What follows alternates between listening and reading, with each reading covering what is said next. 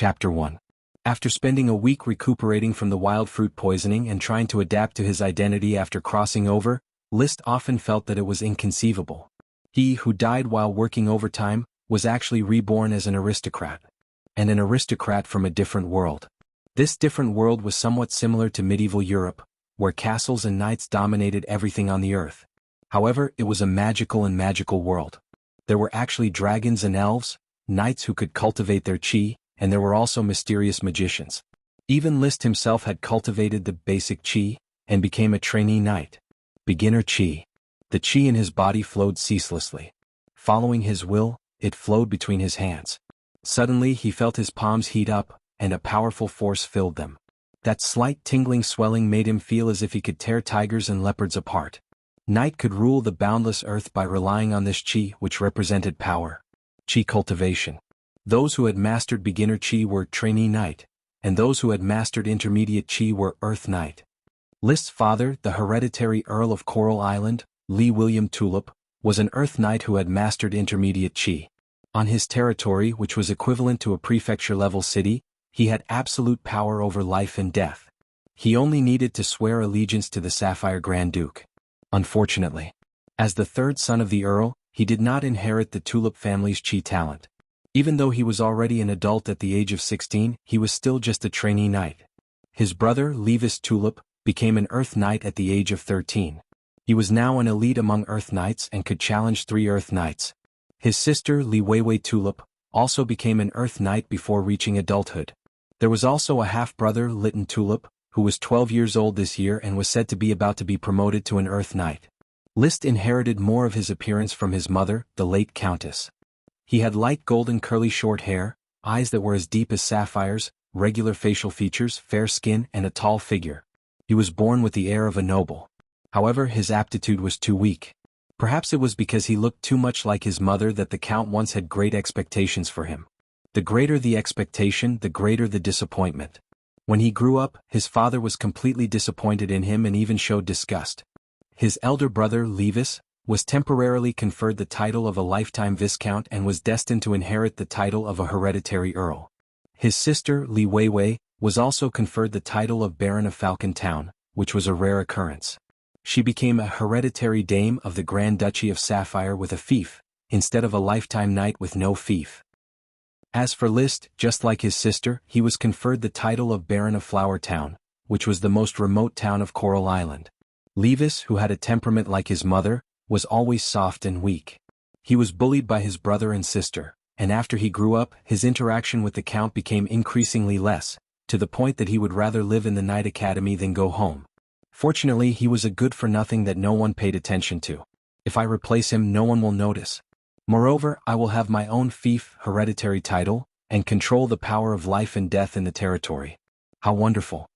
List had already overcome the initial panic and was working hard to integrate into this world. He also had to integrate and live like a native. Because in this world, transmigrators did not have many advantages. Magic and chi surpassed science. So much so that after he understood some of the situation, he felt more and more that he had to be low-key. The metal mineral deposits came entirely from dragons, and the flourishing of plants was inseparable from sprites. No dragons, no sprites. To want a farm, to want to have an industrial revolution, it was simply a fantasy. However, dragons and sprites were rare essences in the world. The Grand Duchy of Sapphire had only one dragon. The Sapphire Grand Duke's mount of 300 years ago, the Sapphire Dragon. The entire Sapphire family was established on this dragon. It was said that a dragon could live for as long as 1,000 years. In other words, the Grand Duchy of Sapphire still had 700 years of national luck to enjoy. There were more sprites than dragons, but there was a clear hierarchy. List's father, Lee William Tulip, had a tulip greater sprite, which helped the family plant a large number of tulip. As a result, the family was established, and even the family name was changed to Tulip. Greater sprites could live for 200 years. The Tulip family, barring any accidents, could still enjoy more than 150 years of prosperity. Below greater sprites were lesser sprites, which could live for 100 years. The Tulip family had 12 lesser sprites, which helped the family cultivate a variety of plants. Below lesser sprites were sprite worms, which were a kind of sprite born from plants. They had a lifespan of 10 years and could influence the growth of plants. If there was a chance within 10 years, they could evolve into lesser sprites. As for the sprite worm itself, it was only by chance that one would be born from a plant. The tulip family had cultivated Coral Island for more than 20 years and had harvested more than 100 sprite worms. Counting those that had died, there were only more than 150 sprite worms. Among them, only 12 had evolved into lesser sprites. Sprites? Unfortunately, my predecessor really disgusted the count. Even Li Weiwei got a lesser sprite while I only have 4 sprite worms. At List's coming-of-age ceremony, the Earl of Coral Island announced that he was conferred the title of Baron of Flower Town and gifted him 4 sprite worms. That was all. Master, it's time for dinner. Do you want to eat now? The butler, Carter, knocked on the door and came in, bowing slightly. It's time for dinner. All right, go and invite the 2 teachers over to eat together. List ungracefully stretched his waist. During this period of recuperation, he had been bored to death. After a while, the 2 teachers came together. The blonde and swallow-tailed teacher was the family teacher, Gort. He was already 45 years old and was a down-and-out Lord Knight. He was attached to the Tulip family and was mainly responsible for List's education. Of course, his main job was to help List manage the entire Flower Town as an administrative officer of Flower Town. List, your complexion looks much better. Thank God, I can see you running healthy and lively again. Gort said playfully, very casually. The other teacher, with a serious expression and meticulous movements, was List's night teacher, Marcus. His strength was already at the Earth Knight rank, but he had not yet obtained an aristocratic title. For several generations, his family had been retainer knight of the Tulip family. Finally, an Earth Knight had appeared in his generation. List smiled slightly. The 2 teachers have arrived. Mr. Carter, please serve the meal. As you wish, master. The old butler, Carter, gracefully left the living room and went downstairs to inform the kitchen to deliver the meal. Teacher Marcus, my body has almost recovered. I hope to continue my night cultivation class starting tomorrow. List said. Marcus's square face was expressionless. All right. Upon seeing this, List smiled slightly. He knew that the Earth Knight had grievances. He hoped to perform meritorious deeds on the battlefield, earn the title of Chevalier Knight, enter the upper class, and become a member of the aristocracy. However, he was transferred to serve as List's night teacher and was trapped in the backwater of Flower Town. In the Tulip family, List was famous for being a waste. In other words, following List, the chances of becoming an aristocrat were almost non-existent. Soon, the old butler, along with the serving men and the maids, brought the dishes.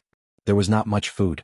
The quality of life in Flower Town was very low and the output was not much. List was a son who was not favored by the Count.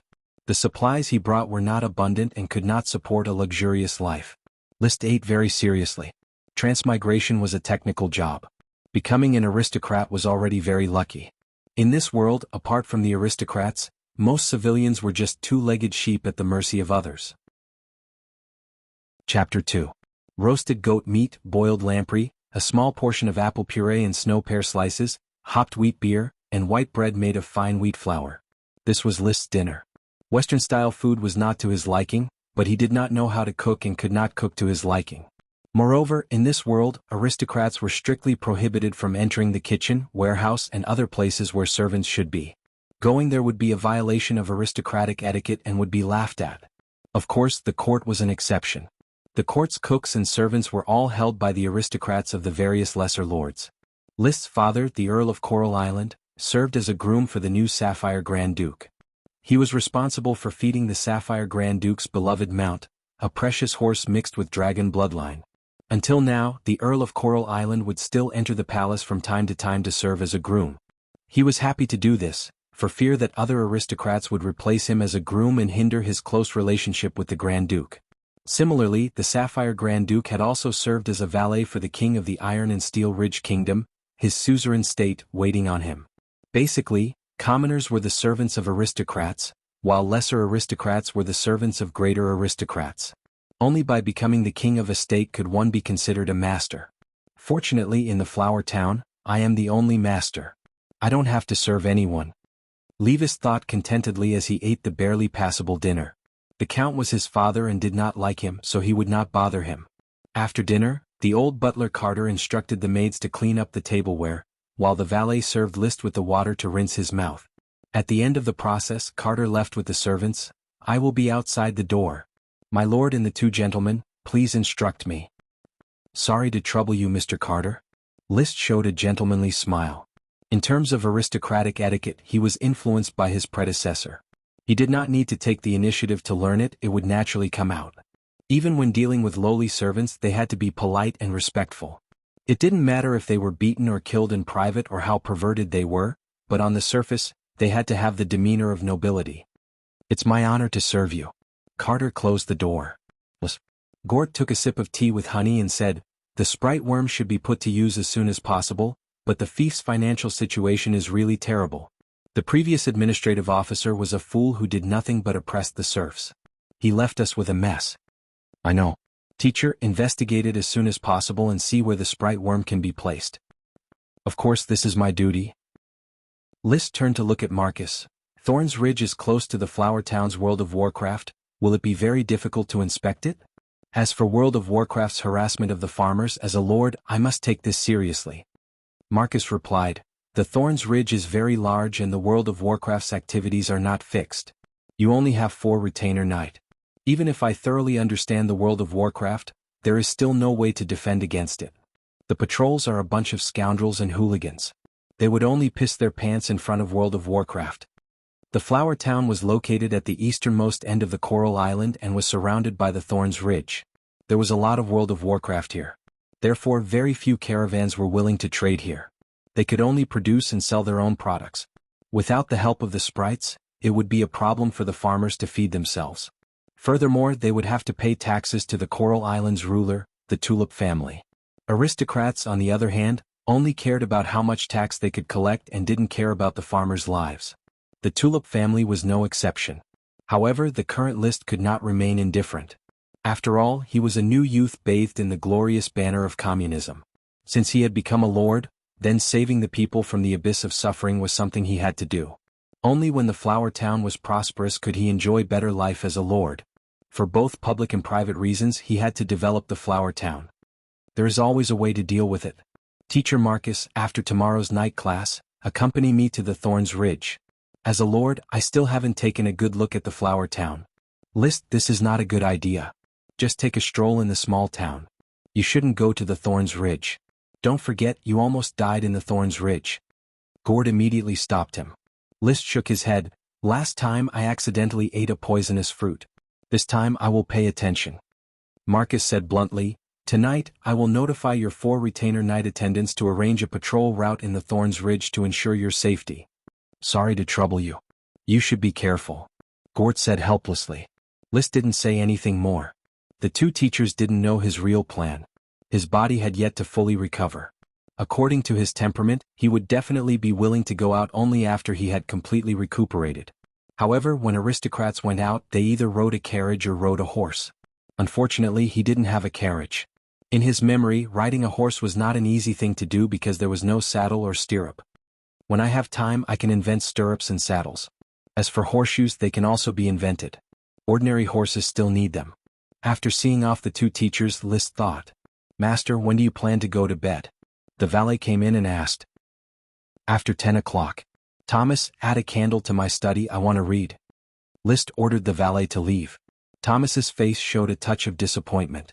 For several days in a row, he hadn't been able to get a chance to show off his skills. List would always order him around instead of needing him to serve him. As a valet, he felt that he hadn't won the Baron's favor and was worried about his job. That was indeed the case. List did not like valets. Every time Thomas helped him put on his clothes, List would feel goosebumps all over his body. What an evil aristocratic system. Why can't a male aristocrat have a valet? After Thomas brought in a candle and left, the study room became brighter. List got up and opened the curtains. Through the window of the castle, he could see a few lights in a small town not far away. It was very dim. A small town that didn't even have enough to eat. There was no such thing as nightlife, only endless silence. Is this my territory? Poor and backward, but it completely belongs to me. The area of a town is my independent kingdom. I will make it a paradise. In a trance, a faint smoke appeared in front of List. The smoke twisted and formed abstract characters. The characters looked like countless small snakes intertwining together. This was the common language of the Steel Ridge Kingdom, Serpentines. Its origin was already unknown, as there was no habit of recording history here. As someone who had transmigrated, List had inherited all the memories of his predecessor. He could read the Serpentines. It was the content that had puzzled him for a week. Mission: as the Lord, you need to understand everything about the territory. Please patrol the flower town, understand the crisis of the territory, and make preparations for future development. Reward: sublimation of chi. The content was short and not complicated. But what List didn't understand was why he could see the smoke serpentines. When he searched the memories of his predecessor, the smoke serpentines had appeared since childhood. But at that time, the smoke was very faint and very vague, to the point that he couldn't clearly see what the serpentines were saying. He had always thought that he was hallucinating. It wasn't until after his soul transmigrated that List could clearly see the content of the text. After staring blankly for a moment, he stretched out his hand, wanting to touch the smoke. However, the smoke immediately disappeared, proving that it was an illusion. But now List didn't think that it was an illusion. Perhaps this was the benefit of being a transmigrator, the embodiment of a certain system? Since he couldn't explain it clearly, he decided to verify it. As long as he patrolled the territory, he would be able to complete the mission. Whether or not he could get the reward was proof. If he couldn't get it, then it was just an illusion. If he got it, then it was a benefit. Chapter 3. Thomas left the study, feeling a sense of loss. When he went downstairs, he stopped at the corner of the stairs. He wanted to take out a cigarette and light it, but he found that the cigarette was hidden under the pillow. The butler, Mr. Carter, strictly forbade the servants from smoking in the castle. "Thomas, what are you hiding here for?" A maid, about 30 years old, wearing a black and white maid skirt, came up from downstairs, carrying a mop and a bucket. "Nothing. Doesn't master let you serve him?" Thomas patted the wall in annoyance. "Maggie, tell me, why doesn't master like me? Although I have never been a valet before, but I once served as Viscount Roosevelt's first valet. I am competent for this job." "How would I know? I am not a maid of Tulip Castle. I have never seen master before. I just asked you, is there anything I have not done enough? You should ask Mr. Carter or Mrs. Morrison. Moreover, I don't think you have anything to worry about. Master only has 3 valets, Jessie is an assistant, and Tom is clumsy and can't serve master. Perhaps master's character is like this. In this small town, no one is more suitable to be a valet than you." Thomas cheered up a little. "Yes, I heard that master is not valued by the Baron in Tulip Castle. Perhaps he will just be the Flower Town Baron for the rest of his life, living in the poor countryside. Maybe. Maggie, do you regret following master here?" "I don't care. Life in the castle is bad, but it is better than going back to the farm and starving to death. I have already sold myself to master, so there is no need to think about regrets." Thomas was about to speak when someone interrupted him. "Don't you need to work?" "Thomas, Maggie, watch your behavior, don't whisper outside your bedroom and kitchen." Coming up the stairs, the person was the butler of the simple and crude castle, Carter. He was patrolling the castle with a bunch of keys and a bottle of red wine. "Okay, Mr. Carter, I'll go to work now." Thomas and Maggie left in a hurry to do their own things. If the lesser nobles were the servants of the greater nobles, then the male servants and female servants were the servants of the butlers. The aristocratic system had always been this clear-cut. Although the castle was small, there was a lot of work. Even though there was only one noble list to serve, the daily workload could be said to be enormous. For example, hygiene. Every morning and night, the inside and outside of the house had to be cleaned. They also had to wash clothes, boil water, prepare food, and clean the toilet bowl. Most of the work was left to the servants. But this didn't mean that Carter didn't need to work. On the contrary, in addition to managing the servants, Carter was also responsible for welcoming guests, pouring wine, supervising the serving of dishes, receiving and sending letters, keeping the high-end tableware, managing the underground wine cellar, and taking care of the most important guests. Old Carter was already 50 years old this year. In this era where the average age was less than 55, he was already an old man. Dang dang dang. He knocked on the door of the study. "Please come in." List's gentle voice sounded from inside the door. He had a steel voice that was popular in the upper class. In the Iron and Steel Ridge Kingdom and its vassal states, countless nobles were distinguished with a steel voice. Old Carter took a deep breath. In Tulip Castle, he didn't have much contact with List. He was mainly responsible for one of the Count's villas. A while ago, during List's coming-of-age ceremony, the Count assigned him to List as a butler. His position was promoted. Being a butler was the ultimate goal of all servants. But the treatment definitely declined. However, Carter didn't have any complaints. He had sold himself to the Tulip family at the age of 15. It had been 35 years since then. He didn't marry and was alone. He had long regarded himself as a member of the Tulip family. If he could follow the descendant of the Tulip family, Baron List, and spend the last few years of his life, it would undoubtedly be a happy ending. Master, reading at night hurts your eyes. You have to pay more attention. No matter how many candles there are, they are not as good as the sunlight during the day. List smiled slightly. His eyes moved away from the thick bast paper book on the table and looked at the somewhat old butler. Mr. Carter, have you checked all the rooms? Except for the room where the servants still have to work, all the other rooms have been locked. Very good. Then let's have a drink together. List had already noticed the red wine in Carter's hand. The nobles were addicted to alcohol, so much so that it formed an unwritten custom. The master of the castle would drink a few glasses with the butler before going to bed at night and talk about the castle. List didn't like to drink, but his predecessor liked to drink, so much so that his body had a need for alcohol. However, the alcohol content here was very low. Unless he drank like crazy like beer, it would be difficult not to get drunk. Each of them had a glass of red wine. He lightly touched it. Swaying back and forth, List took a sip. Can the castle's expenses support this year's taxes? I'm afraid that it will be a bit difficult. You didn't bring much alcohol from Tulip Castle, and there isn't much wheat flour left. The flour town is very remote, so no caravans are willing to come. Even if we have gold coins, it will still be very difficult to buy wheat and alcohol. However, the good news is that there are a lot of wild fruits in the Thorns Ridge, so there is no need to worry about having no fruits to eat. List wasn't valued by the Count. When they separated, he naturally didn't get much. According to his memory, when his sister Li Weiwei separated, there were a total of 30 carriages, while he didn't even have a carriage. He only had a few horses and a team of commoners carrying some luggage. The difference in treatment was like heaven and earth. However, this was also good. He didn't have to bear too much kindness, so he didn't have to worry about how to express his closeness to the Earl of Coral Island. It won't do without wheat. List put down the glass and said in an unquestionable tone, the flour town must develop as soon as possible. The trade route must be opened. Bread was the staple food here. If there was no white bread made of wheat, then they could only eat the rough and unpalatable black bread made of rye and oats. List already couldn't eat his favorite hometown food, so he would starve to death if he couldn't eat fine white bread. Opening a trade route is not easy. The Thorns Ridge is too dangerous. You can rest assured that I will take care of it. The flour town's future will not be limited by poverty, and the castle won't be so simple that it doesn't even have a name. List said solemnly.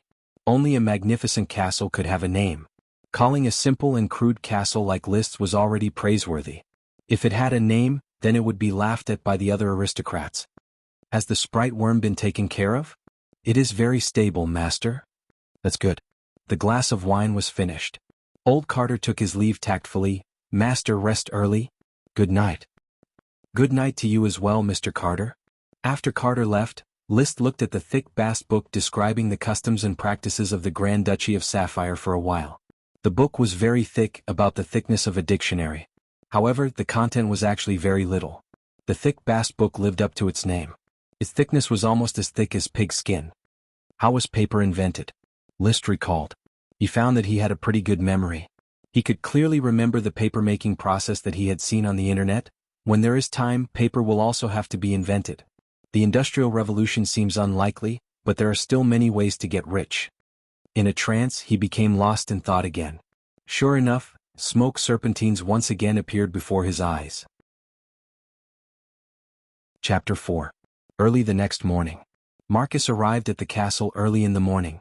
Instead of entering, he waited outside the castle.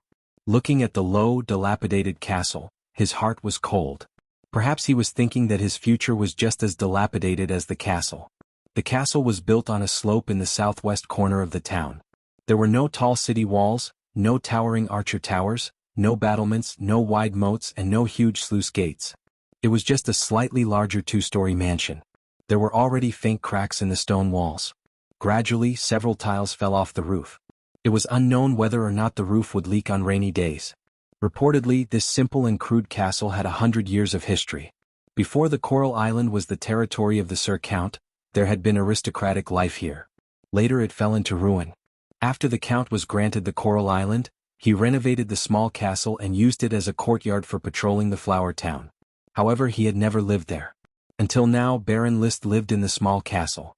As for him, an Earth Knight of the former Coral Island Orders of Chivalry, who was ambitious to render meritorious service on the battlefield, would become a frequent visitor to the small castle. Together with Baron List, he guarded the flower town, which had no gravel roads. "Mr. Marcus, good morning."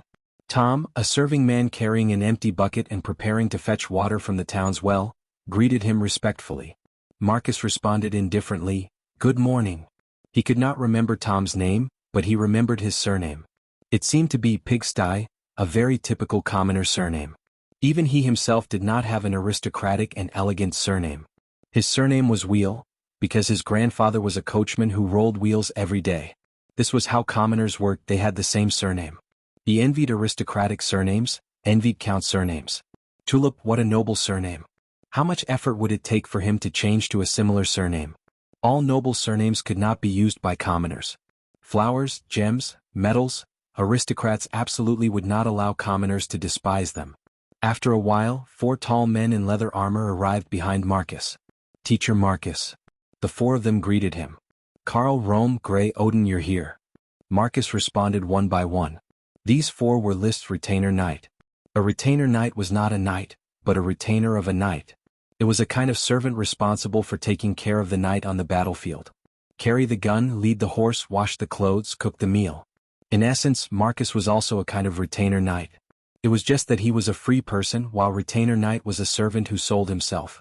After a while, List, who was still not fully awake, walked out of the castle's slightly leaky gate. Early in the morning, List had changed into a simple training uniform. It was a simple yet elegant white color, matched with his enviable face, tall figure, and outstanding temperament. His appearance was absolutely top-notch. "Good morning, Teacher Marcus, Karl Hammerstein, Rome Winebarrel, Grey Sickle, Odin Insole, and ladies and gentlemen." Gentlemen were manservants and ladies were maids. Regardless of whether they were married or not, aristocrats could address their servants as such. It was just like how butlers, regardless of whether they were married or not, would address butlers as Mr. and housekeepers, regardless of whether they were married or not, would address butlers as Madam. List's body had been accustomed to the rigid aristocratic system for 16 years, so he would instinctively greet him like this. "Sir Baron, we will begin the night training class." "Very well." On the mound in front of the castle, List began his night training. His 4 retainer knight did not learn Qi and only trained their bodies on the side. Qi was about bloodline inheritance and very few commoners could learn it. In fact, List felt that Qi was related to nutrition. Commoners who could not even eat their fill would not be able to refine the strength in their body and turn it into Qi. Among the aristocrats, as long as they worked hard, there was no one who could not cultivate Qi. This was also the reason why the aristocrats firmly controlled their ruling position. With money they could eat their fill, cultivate Qi, grasp power, and squeeze the commoners. Thus, with more money, more food, stronger Qi, and greater power, they could squeeze the commoners even more. The morning milk and bread provided a steady stream of nutrients for List. Under Marcus's guidance, he constantly practiced the basic Qi. Since he was 6 years old, he had been practicing this secret book. Unfortunately, the results were minimal. Although Qi made him stronger than commoners compared to an Earth Knight, a trainee knight was very weak. Marcus could defeat him with one hand. A mysterious aura, an experience I have never experienced before. Training. I wonder what will be the reward for the advancement of Qi after completing the mission. Could it be that I will become an Earth Knight? Feeling the Qi in his body, List diligently practiced. After an entire hour, the morning class finally ended. "Teacher Marcus, drink some water and rest for 10 minutes, then we will set off." List wiped the sweat on his forehead. The morning class was very tiring. The old butler Carter had already brought a servant to bring nutritious milk tea. Each of the 4 retainer knight had a cup of milk tea with minced meat, milk, and eggs. They held the milk tea in their hands and took small sips, forgetting about the hard work of an hour. Marcus and List had an extra dessert, cheese biscuits. After they finished eating and changed their clothes, the valet Thomas had already brought over List's horse. It was a maroon-colored horse with almost no mixed hair. This was a gift from the Earl of Coral Island when List was 12 years old. At that time it was still a foal, but now it had already grown into a majestic horse. Snort. The maroon-colored horse snorted and then intimately rubbed against List's arm. "Fire Dragon, my old friend, you must be bored inside the castle." Comforting his horse, List nimbly turned around and mounted it. Behind him, Marcus and the 4 retainer knight rode their own horses. Marcus rode a yellow-gray horse which was also majestic. It was his own mount. The retainer knight's horses were all ordinary yellow-maned horses, which were List's property. They were only allocated to the retainer knight to feed. "Master, I hope you have a safe journey." Carter gave his blessing. "Thanks for your auspicious words." List raised his whip. Fire Dragon let out a long neigh and started galloping. "Let's go." Riding at the front, List was wearing a World of Warcraft leather armor that only nobles could afford. It was light and breathable, and its defense was better than ordinary armor. He was wearing a black World of Warcraft leather armor, a one-handed sword on his waist, and a black World of Warcraft leather helmet with pheasant feathers on top. He looked especially majestic. His retainer knight, in addition to his own one-handed sword and one-handed shield, had to carry a large knight spear for List, as well as a longsword, hammer, flail and other backup weapons, as well as lunch and drinking water. Marcus, in addition to his favorite short spear, also had a bow and arrows. He was a sharpshooter. Compared to his identity as an Earth Knight, his identity as a sharpshooter showed more of his value. This was also his lofty ambition to stand out among the Earth Knights of the Coral Islands Orders of Chivalry, hoping to earn the title of Lord Knight. Dada. Chapter 5. The Flower Town was located in the northeast corner of the Coral Island, and its area was not small. However, List was at a loss as to how big it was. As a remote town of the Coral Island, it was simply delineated northeast of the Thorns Ridge. Its specific area was not marked. In other words, as long as it did not collide with the town southwest of the Thorns Ridge, List could delineate how big the Flower Town was. Even if he included the entire Thorns Ridge, no one could blame him. After all, the Thorns Ridge's subordinates were also not divided on the Coral Island. After more than 20 years of reclamation by the Tulip family, less than two-thirds of the Coral Island had actually been truly developed into farmland and settled down. The remaining one-third was barren land. The Thorns Ridge was such a barren land. The Lord's Knight needed to go on expeditions, and the barren land needed to be reclaimed by serfs and commoners. The Thorns Ridge was extremely barren and uneven, and its development value was not high. Moreover, in the face of World of Warcraft, ordinary people were just delicious food. Even hunters did not dare to rashly probe the depths of World of Warcraft. Of course, there were still some adventurers who would go hunt World of Warcraft. Every piece of flesh, every inch of fur, and every piece of flesh could be exchanged for gold coins. Riding on Fiery Dragon, List was full of enthusiasm for the inspection. Horse racing was every aristocrat's innate instinct. How big the Flower Town was depended on where his horse's hooves could reach. At this time, the horse's hooves were trotting on the town street. The street was very dirty with livestock and human excrement everywhere. Only aristocrats would build toilets. Sanitation has to be changed. List turned around and said to Marcus. Marcus could not deny it. He was not an administrative official, so he was not interested in these things. What he was passionate about was the authority of aristocrats, especially the serfs and commoners on both sides of the street, who continuously saluted List.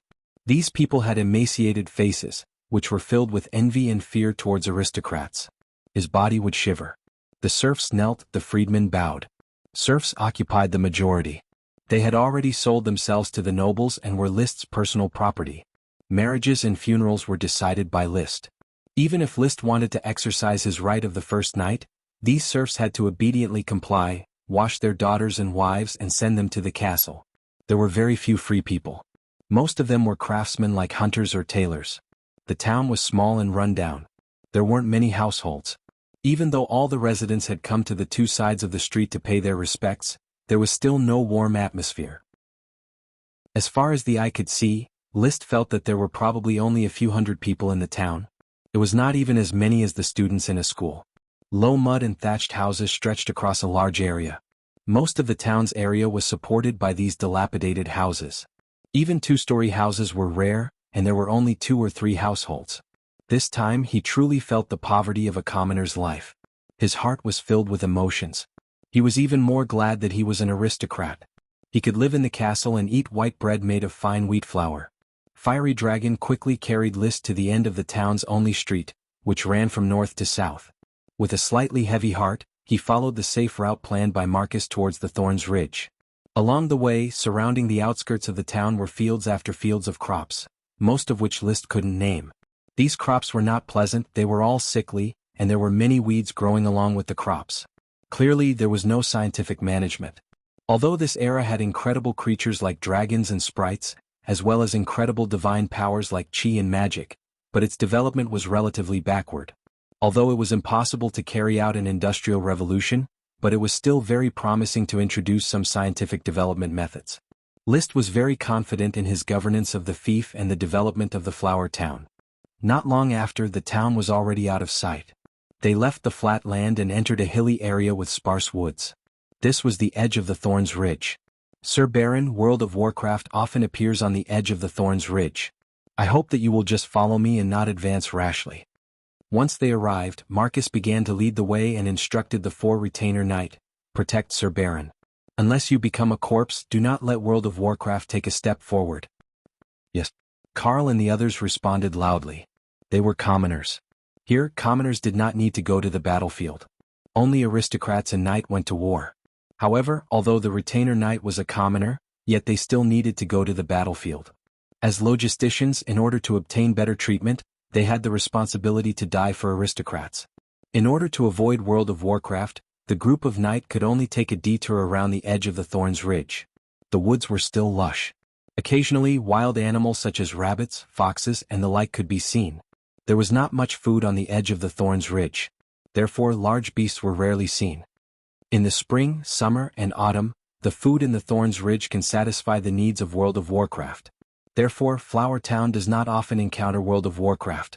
However, in the winter, hungry World of Warcraft would often invade Flower Town. Every year, several unlucky fellows would end up as food for World of Warcraft.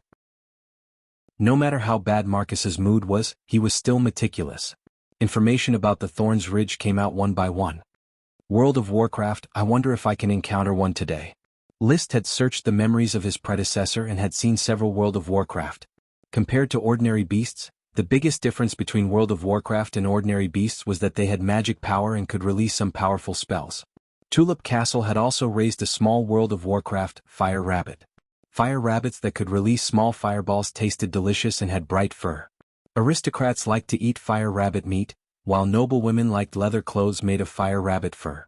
He had also seen the fur of a powerful magic beast, the barbarian bear. The Count of Coral Island's most beloved chair was covered in the fur of a barbarian bear.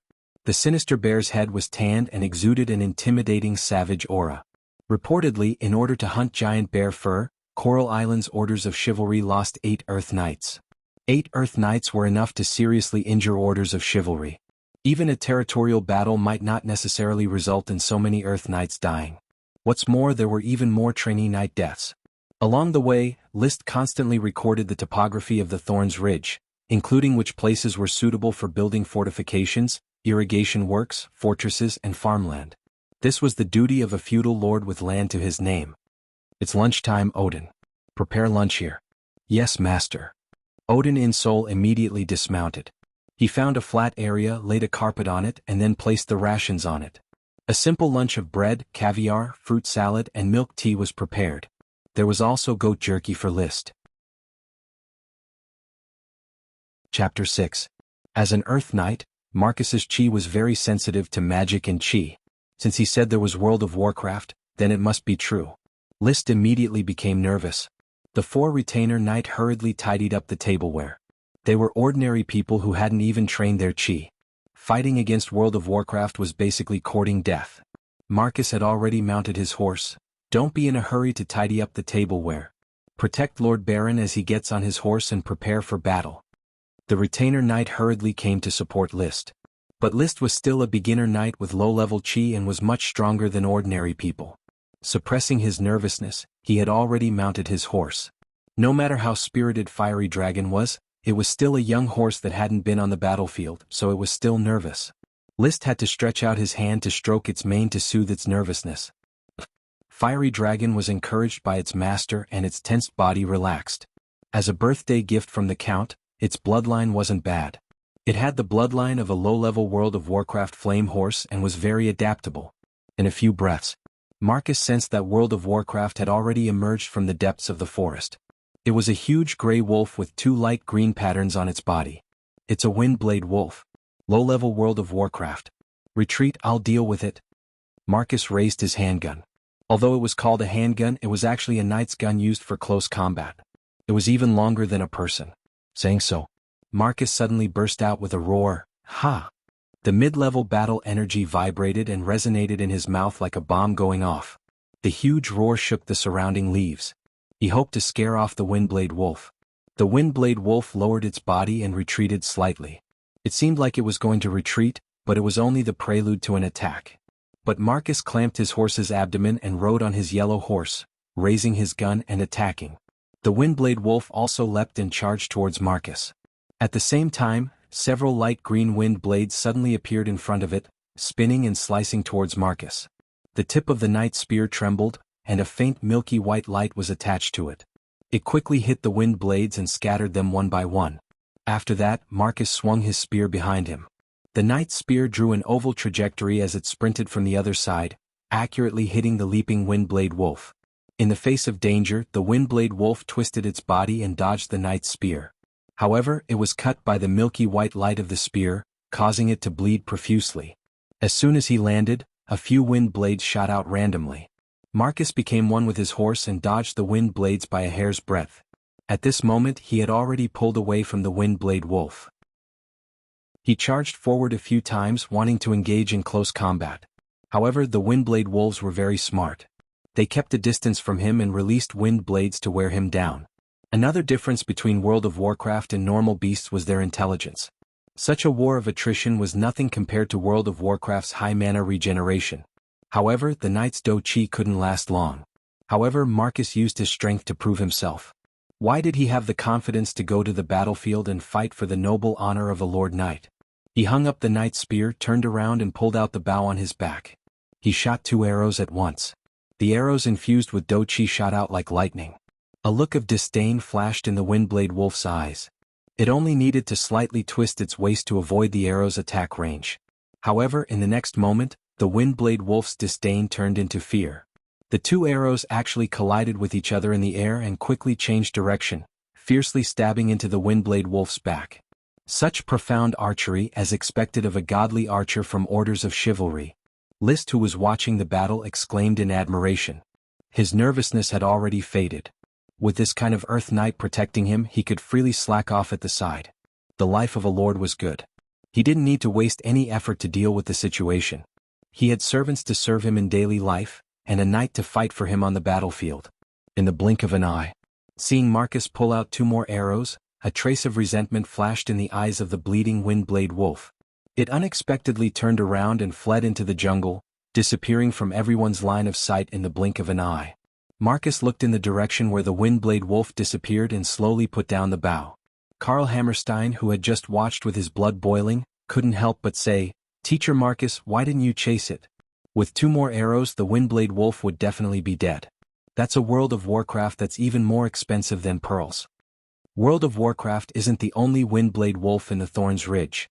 Moreover, it doesn't seem to be seriously injured. It just surrounded Ong and lured us in. It definitely has companions waiting for it in the jungle. If you're not afraid of death, you can go ahead and chase it, Marcus said coldly. Karl Hammerstein scratched his head, embarrassed and not daring to speak. Marcus ignored him and said to List, "Sir Baron, it's dangerous here, let's go." Okay. List readily accepted the advice. Patrolling the territory was only for the mission. He wasn't willing to face danger. As the old saying goes, a gentleman doesn't stand under a collapsing wall. Perhaps it was because he encountered World of Warcraft at the edge of the Thorns Ridge in spring, which made Marcus a bit worried. Therefore he sped up the patrolling. On the way, List curiously asked, "Teacher Marcus, your archery is very powerful. It can even refract. What archery is that?" Double arrow strike is an advanced technique of ordinary archery. It can only be used as a guide with chi. This archery is very cool and very practical. Teacher Marcus, when will you teach me archery? List was very envious. Marcus did not respond enthusiastically. The advanced technique of archery requires the release of chi. Before becoming an Earth Knight, what Sir Baron needs to do first is to polish and strengthen his chi and learn the combat techniques of a knight, not the fancy archery. Alright, wait until I advance to an Earth Knight, then I will learn archery, List said. After completing the mission and obtaining the chi advancement reward, it might be the moment he advanced to an Earth Knight. During the next 3 hours of the journey, they didn't encounter World of Warcraft again. After patrolling the Thorns Ridge, they arrived at the other side of the flower town, the Azure Waves Sea. The Grand Duchy of Sapphire was located in the northeast corner of the continent and consisted of the Sapphire Archipelago. The Coral Island was located in the northeast corner of the Sapphire Archipelago. The Flower Town was located in the northeast corner of the Coral Island. Therefore, at this moment, the azure sea that Liszt saw was the boundary of the Grand Duchy of Sapphire, the azure wave sea that stretched on endlessly. Teacher Marcus, what is on the other side of the sea? Are there other islands, continents, or other countries? I don't know. Sir Count's fleet has never set foot further into the sea. However, legend has it that the Devil's Sea is on the other side of the azure wave sea. No one can sail in the Devil's Sea. Not even by riding a dragon? Dragons are the support of a country. No dragon knight is willing to ride a dragon and venture around. There are countless lands on the continent waiting to be developed. Sir Baron, why should you care about the empty sea? To be frank, you should learn from Sir Count and occupy more land. Chapter 7. Sea water with nothing? Liszt didn't know whether he should laugh or not. In his hometown, the competition in the sea was not much less than the competition on land. A blue water navy was the ambition of every country. The resources in the sea were not much less than those on land. Moreover, compared to the resources on land, the majority of the resources in the sea were undeveloped. Just casually scooping them up was a treasure. Deep-sea oil, methane hydrate, manganese nodules, polymetallic sulfides, and cobalt-rich crusts were all treasures. In this world, he didn't dare to determine whether or not there were mineral deposits hidden under the sea. After all, according to the information he currently had, gems and metals could only be produced by dragons. However, the fishery resources in the sea were absolutely immeasurably huge. In the Grand Duchy of Sapphire, there was a lot of uncultivated land and a severe shortage of manpower. There was not even enough land for farming, let alone developing the fishery. However, there was a crucial problem. The elves were in the hands of the aristocrats, so they could not influence so much arable land, resulting in very little arable land. Take the Flower Town for example. The area of arable land was not small, but the number of people it could support was very small. The smaller the population, the more they were bound to the land by the aristocrats and the aristocratic system. They had to help the aristocrats farm, collect large amounts of taxes, and support the aristocrats' extravagant lifestyle. The development direction of the Flower Town is this azure aquamarine sea. Liszt was on fire. As long as there was a fishery nearby, then there would be a steady supply of food. Only when the commoners were full could they work hard to have children. Only when the population was large could they collect more taxes. Only when the taxes were large could they live a better life. Of course, this was not the most urgent matter. The development of the fishery was inseparable from ships. There was still a long way to go before the Flower Town could build ships. With his meager savings he could not buy many ships. Let's go. After patrolling the last stretch of the border we will go back.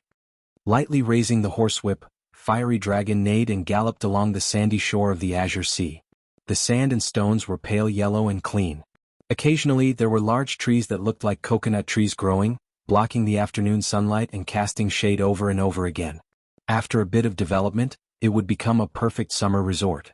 After patrolling the beach, they returned to the starting point at the edge of the Thorns Ridge.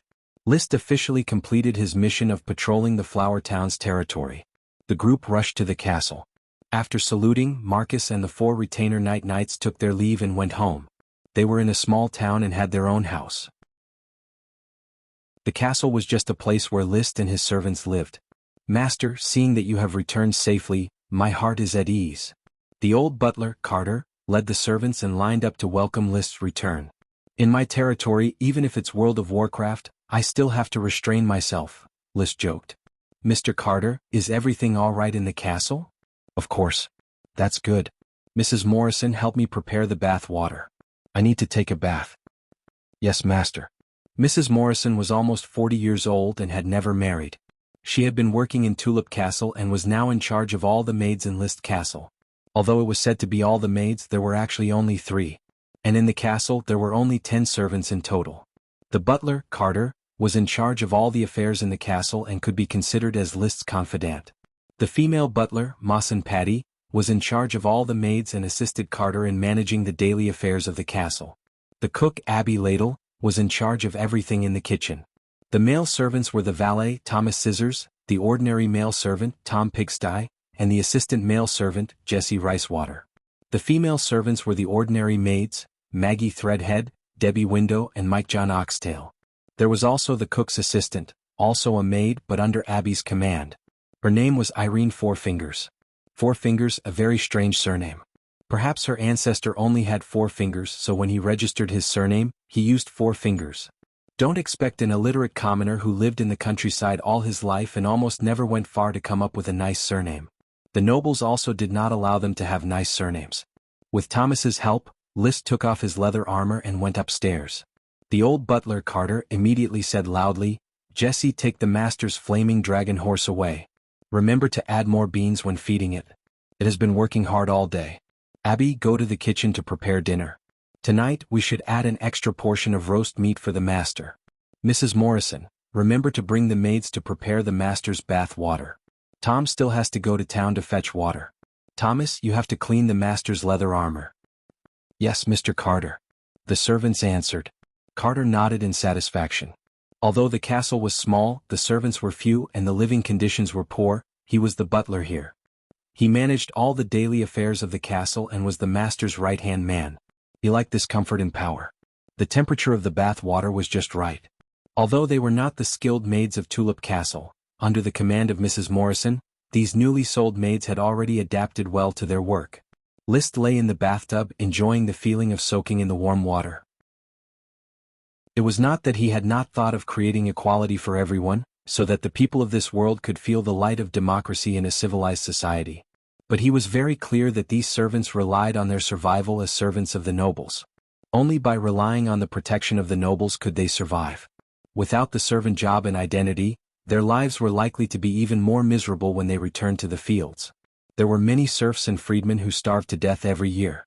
In the castle, as long as they did not encounter a perverted lord, they at least did not have to worry about food and clothing. Once they struggled to the level of a butler, it was the highest identity that a commoner could hope for. "I never thought that one day I, List, would have so many people counting on me to live." His thoughts wandered. He began to be lost in thought. Soon, smoke serpentines appeared before his eyes. The serpentines changed. They were no longer the previous text but new text. Mission completed. Reward, Chi upgrade. List was excited. He was ready to receive his reward, but he suddenly discovered that he did not know how to receive his reward. Just as he was about to study how to receive his reward, the serpentines before his eyes scattered into smoke, before quickly forming new serpentines. Mission: a serious crisis has occurred in the territory's peanut settlement. A large area of the peanut fields has undergone an unknown mutation. The farmers are helpless and are about to experience a decrease in production. As the Lord, you should resolve the problem. Reward: a sprite worm. Oh, a new mission. The reward is a sprite worm. This is a good thing. List was happy at first, but then he became depressed. But what about the reward for the previous task? Where is the advancement of Chi? Who can tell me how to receive this reward? At this moment, List was vexed. He sensed that there was no change in his Chi. He tossed and turned until the water turned cold, yet he still did not receive the mission reward. It was to the extent that he seriously suspected that he was hallucinating. The smoke simply did not exist. After putting on his clothes, he walked out of the bathroom.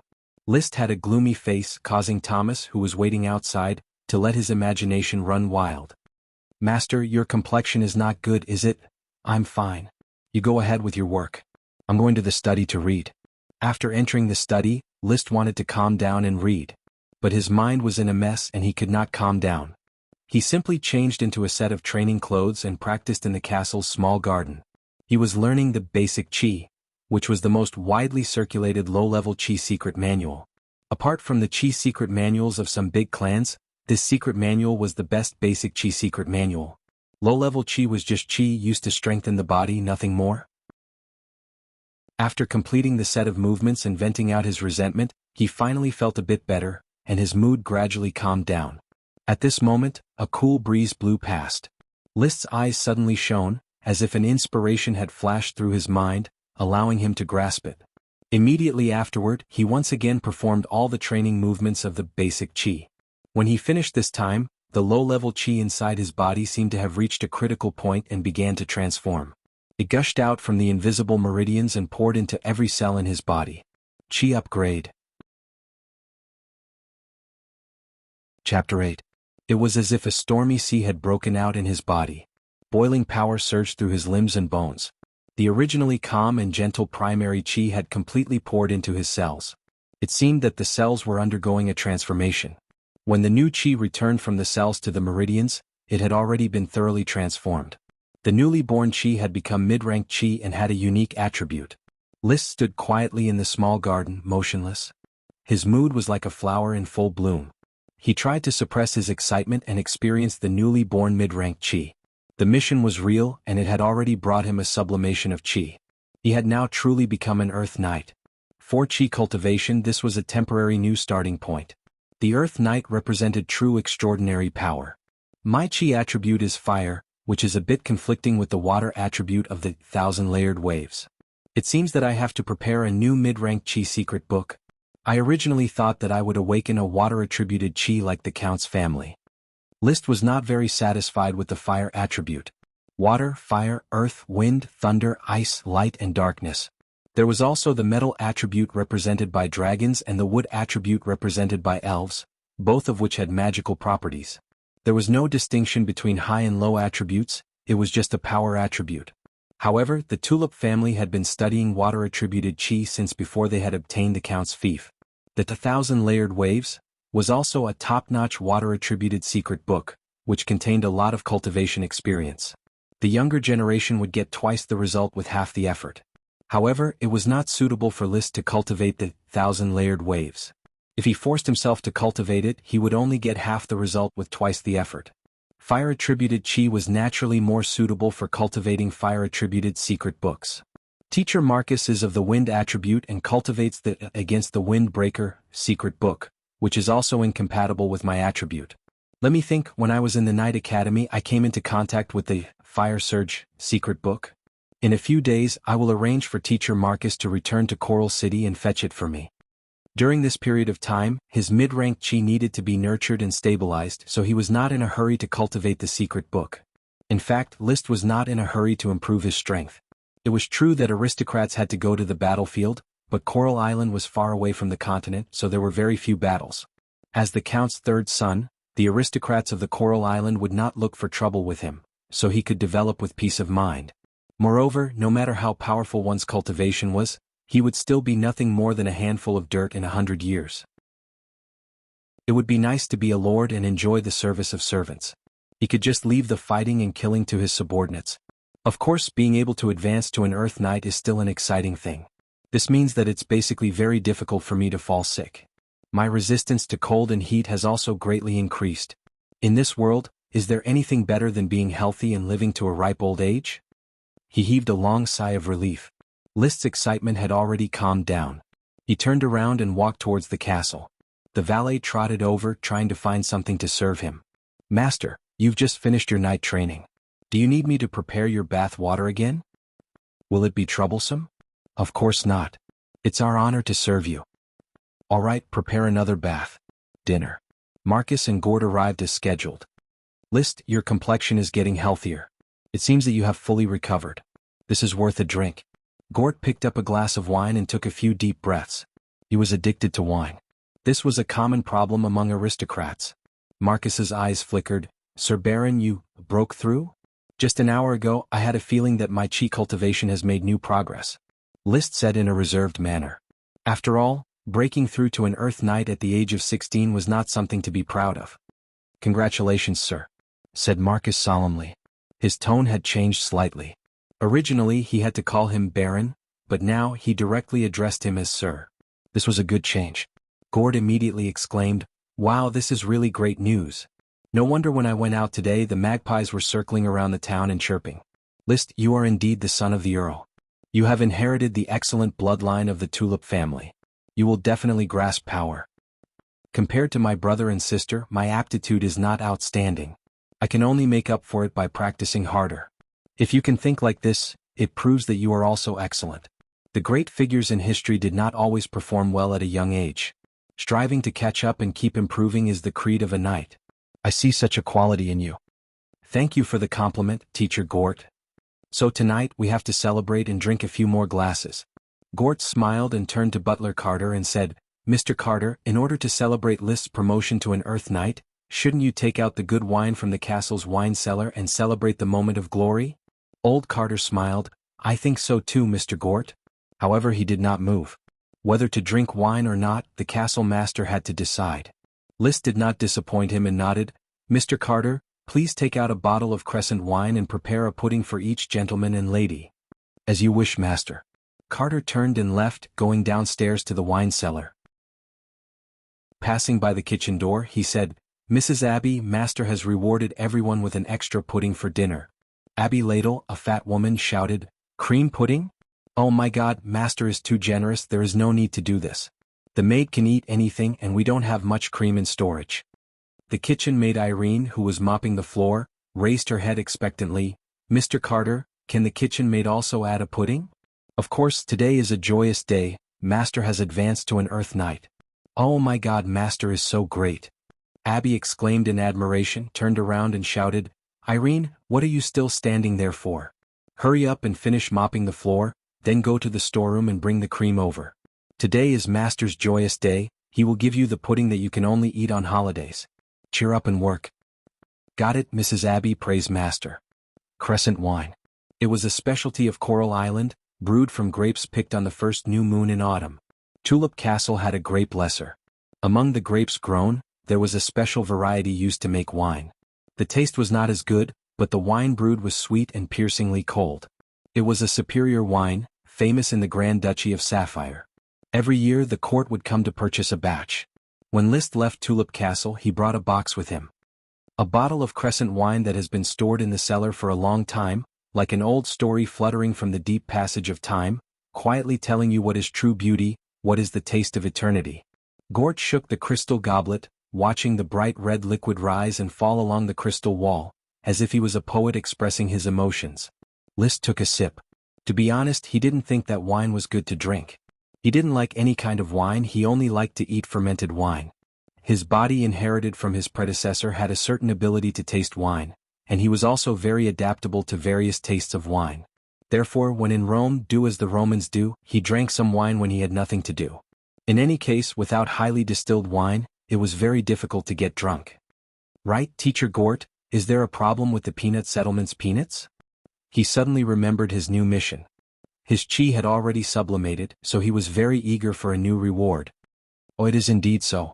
Maybe this year's weather is not very good, the peanut settlement is probably going to fail. I have sent people to check, a large area of the peanut fields has withered and turned yellow.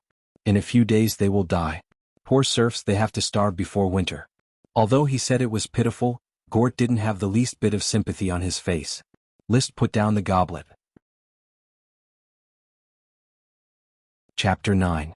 The maroon fiery dragon carrying the Earth Knight Liszt crossed the muddy land and arrived at the peanut settlement.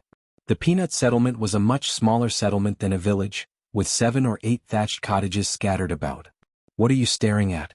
Seeing that Sir Lord has arrived, why aren't you kneeling and saluting? The town's clerks nimbly knocked on the doors of every peasant household. The people living here were all serfs. They came out of the leaky houses, their faces numb from the oppression of life. They stood woodenly at the doorway, not knowing what to do. Only after being berated by the clerks did they kneel on the ground and salute in Liszt's direction. The actions of adults were all numb. Only a few bare-bottomed children raised their heads from time to time, sizing up Liszt with their dirty but bright big eyes. Then, an adult would slap them on the head, making them kneel on the ground with their foreheads almost touching the ground. Who is the supervisor of the peanut settlement? Liszt asked. Gort sat on his horse as if this matter had nothing to do with him. He did not know who the person in charge of the peanut settlement was. A clerk answered, in reply to Sir, it is the lame elder George. Invite him over. The clerk quickly dragged an old man who had a limp leg and could not walk properly over. The old man was wearing patched clothes, his withered body looking like a lamp that could go out at any time. Sir Lord, Elder George is here. The clerk shoved the old man, seemingly wanting the old man to salute. However, the old man looked very nervous, standing woodenly, not knowing what to do. Liszt waved his hand, having the clerk withdraw. He said mildly, Elder George, don't be nervous. I am the Flower Town's Lord, Baron Liszt Tulip.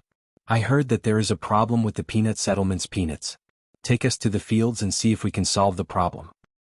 Oh, Baron. Sir Lord. Elder George stammered nervously. I'll lead the way. Thank God, The peanut settlement is saved. Sir Lord has come to save us. Elder George was so excited that he could even walk with the wind. List had inspected the farmland before, but he had only stood outside and glanced at it. Only now did he really look at the farmland carefully. Because they were all serfs' fields, there were no ridges. Each strip of farmland was divided by a ravine, and different serfs cultivated different fields.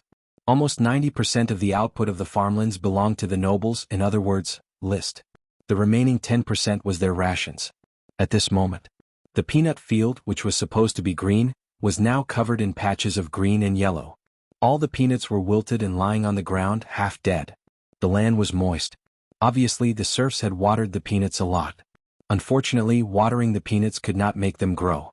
Elder George wiped his tears and said excitedly, "Sir Lord, we haven't been lazy. We have been watering the peanuts 3 times a day, but the peanuts are still dying. Only the peanuts in Archie's field have not wilted, but they are also about to be unable to endure. Some of the leaves are starting to turn yellow." Following the direction of Elder George's finger, List saw the long field in the center of the peanut settlement's farmland.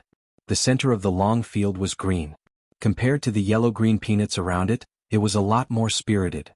List dismounted from his horse and walked into the farmland. He bent down to pull out a yellow peanut sprout and was about to carefully observe it when Gort suddenly said, "List, you shouldn't touch this dirty work. If you need anything, just let the serfs do it." Although he was a down-and-out lord knight, he looked down on commoners even more than the average aristocrat. List didn't pay attention to him. Instead, he repeatedly observed the peanut sprout in his hand to determine the cause. He wasn't an agronomist, but he had farmed when he was a child and was no stranger to agriculture. The peanuts of the two worlds were similar in some aspects, but also unfamiliar in some aspects. However, he could basically determine that the peanut sprout in his hand was malnourished, resulting in its current state. "Do you use ash or dung to water the fields?" "What?" Elder George was puzzled. "Sir Lord, we have watered them 3 times a day." List asked, "Don't you use fertilizer?" Elder George stared blankly for a moment before asking in reply, "What is fertilizer?" He doesn't even know what fertilizer is. List was speechless. "How do you grow peanuts?"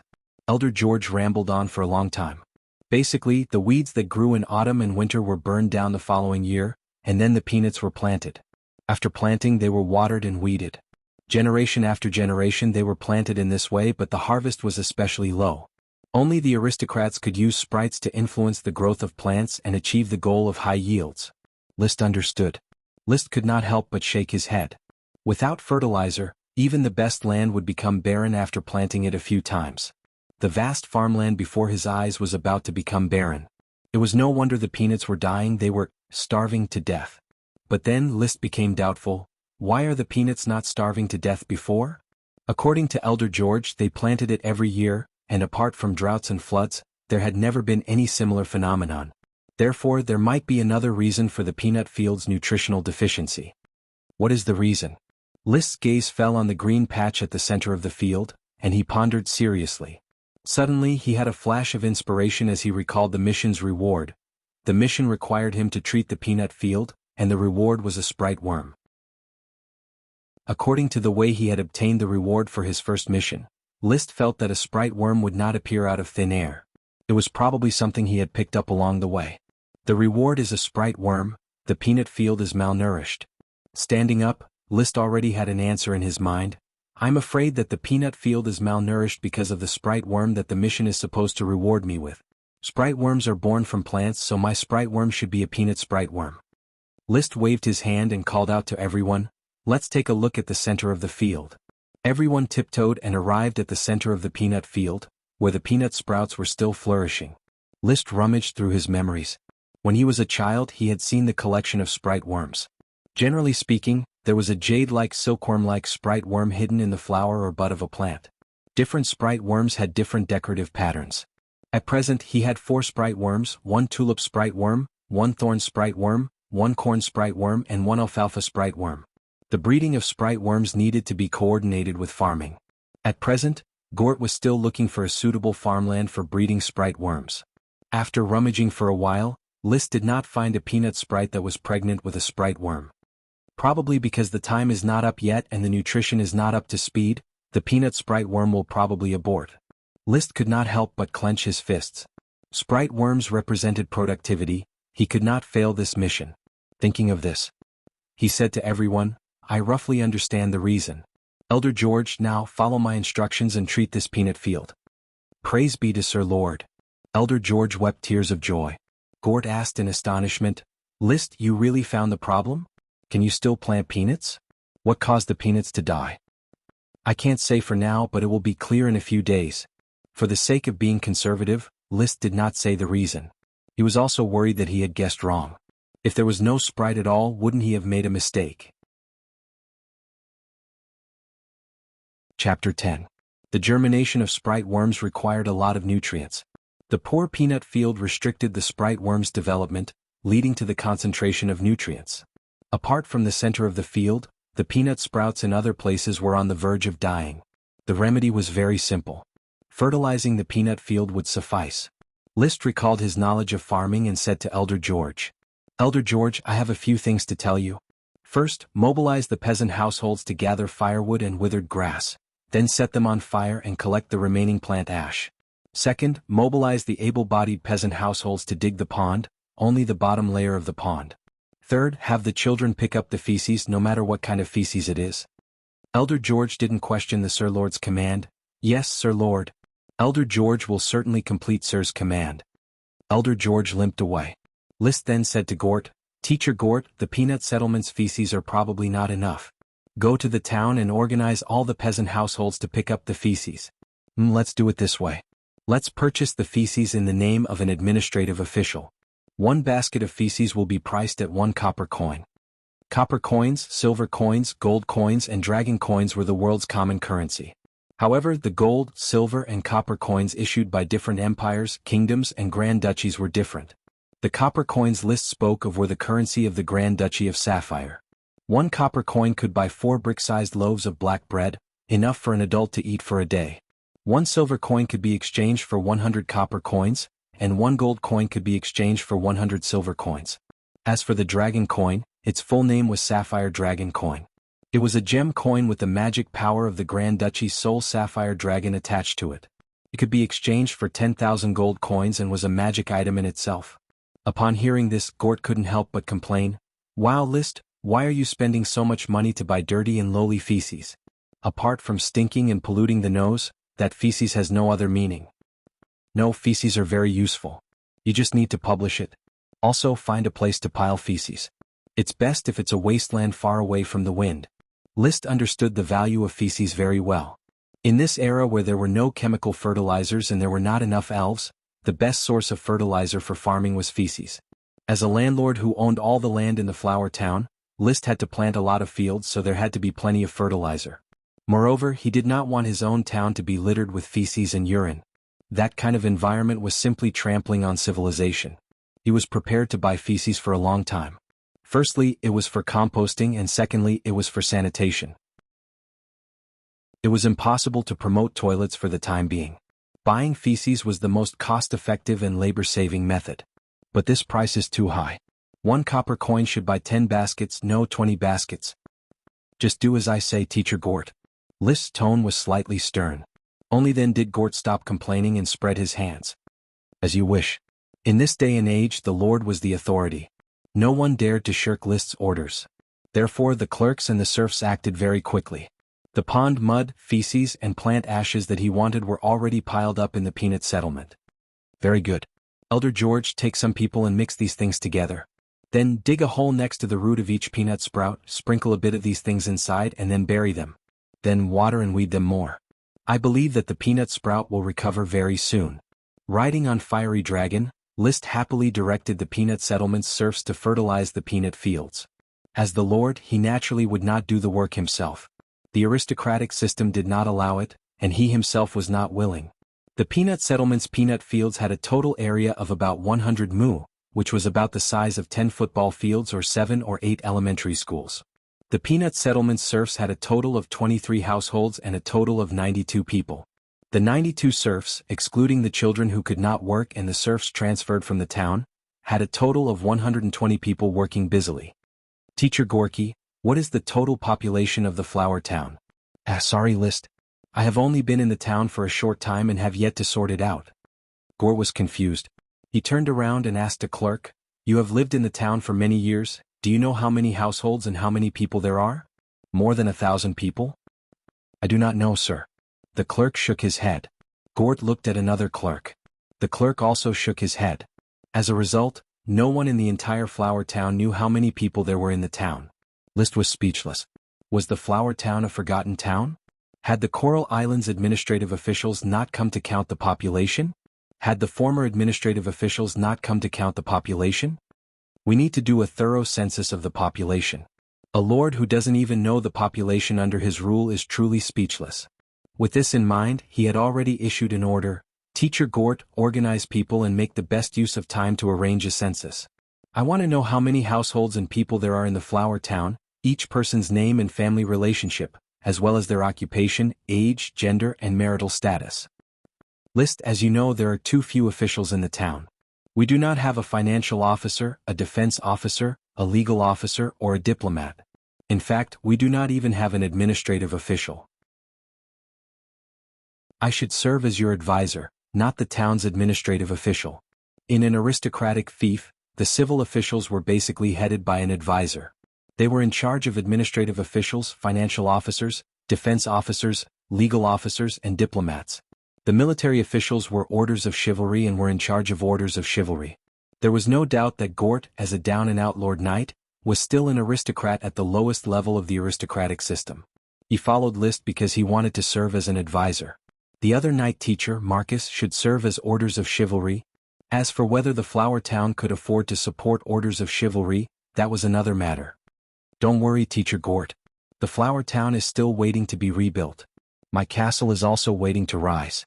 First, manage the flower town's government affairs for me and complete the census. List did not want to immediately hand over the position of advisor to Gort. Not because he was afraid of being overthrown, but because Gort's mind was full of the aristocratic system. He was not down to earth and could not keep up with his development ideas. Very well, List, you are already an adult and have the idea of a qualified lord. I will obey your orders. Gort saluted with one hand, showing his self-restraint as an aristocrat. He was neither anxious nor impatient. For 3 days in a row, the peanut settlement was in full swing with fertilization. This was a farming battle. The 100 mu of land was quickly fertilized with a mixture of pond mud, excrement, and plant ash. In particular, the central field was fertilized with several times the amount of fertilizer. List also came here to direct for 3 days. When everything was finished, he could only continue to wait for the peanut fields to turn for the better. I have done everything that can be done. I hope that the mission will be completed soon. He was not a person who was entangled. When the work here was finished, he quickly moved on to other fief affairs. Chapter 11. Teacher Gort, how is the progress in finding a suitable place to settle the sprite worms? They have been asleep for a month. I hope to revive them as soon as possible rather than consume their potential. Sprite worms were magical little creatures. They could recognize their master. So long as they bit a finger and used a drop of blood as a guide, a magic contract could be established. They were the spirits of nature, the essence of plants, and also the emissaries of magic. By planting their worm stalks, they could influence the growth of the surrounding plants. The worm stalk was the plant that gave birth to sprite worms. It could be regarded as a life-bound magic treasure belonging to the sprite worm. It could be stored and released. It could be planted and dormant. The growth of the worm stalk was the growth of the sprite worm. Once the worm stalk died, the sprite worm would also die. Currently, the worm stalks were in the stomachs of the 4 sprite worms. Without nourishment, the sprite worms could only sleep. This was not only a waste of productivity, but also a delay in the evolution of sprite worms. No sprite worm could evolve into a lesser sprite just by sleeping. They had to constantly absorb nutrients and influence the growth of crops in order to evolve. Despite the low hopes, List still wanted to try whether his sprite worm could evolve into a lesser sprite. Gort replied, "The alfalfa worm is suitable to be planted in the dairy farm. There is a large grassland there. It should be possible to change the grass species to alfalfa. It is very difficult to find a suitable place for the millet worm. The flower town mainly grows wheat, no one grows millet. Tulip worm is naturally to be planted in the flower farm, even though that place is almost deserted. As for the thorn sprite worm, List, you know that this worm has no value. I don't care if it has value or not. What I need is for them to have a field to grow. I can plant alfalfa and tulip worms first. The lazy serfs should start moving. However, List, I need manpower. The clerks are lazy fellows, they can't get anything done. You can enlist the town's commoners at will. The castle will pay their salaries. Heavens, the castle pays salaries? You are truly a generous lord. However, there are practically no literate people in the flower town. You also want me to organize a census. They can't even write their own names. I can guarantee that they can't do anything. You can't count on the commoners. This was a problem. There was no school in the flower town, and there was no education here. It was really unreliable for illiterate people to become officials. Teacher Gort, do you know any literate people who are willing to settle down in the flower town? As long as they are willing to serve as officials, I can pay them at least twice the salary of the officials in other cities. My castle should still have a lot of gold coins. No matter how unfavored he was, Liszt was still the count's son. After his coming-of-age ceremony, he received a lot of gold coins. Gort was silent for a moment, seemingly deliberating. Liszt, I can see that you have great ambitions for the flower town. I do know some people with insight who didn't achieve their ambitions. However, as your tutor, I must remind you that it is already very strenuous for the flower town to support a lord. With another group of people, it would be unbearable. I understand. Don't worry, I will take care of it. You can invite all of them over. Liszt said casually.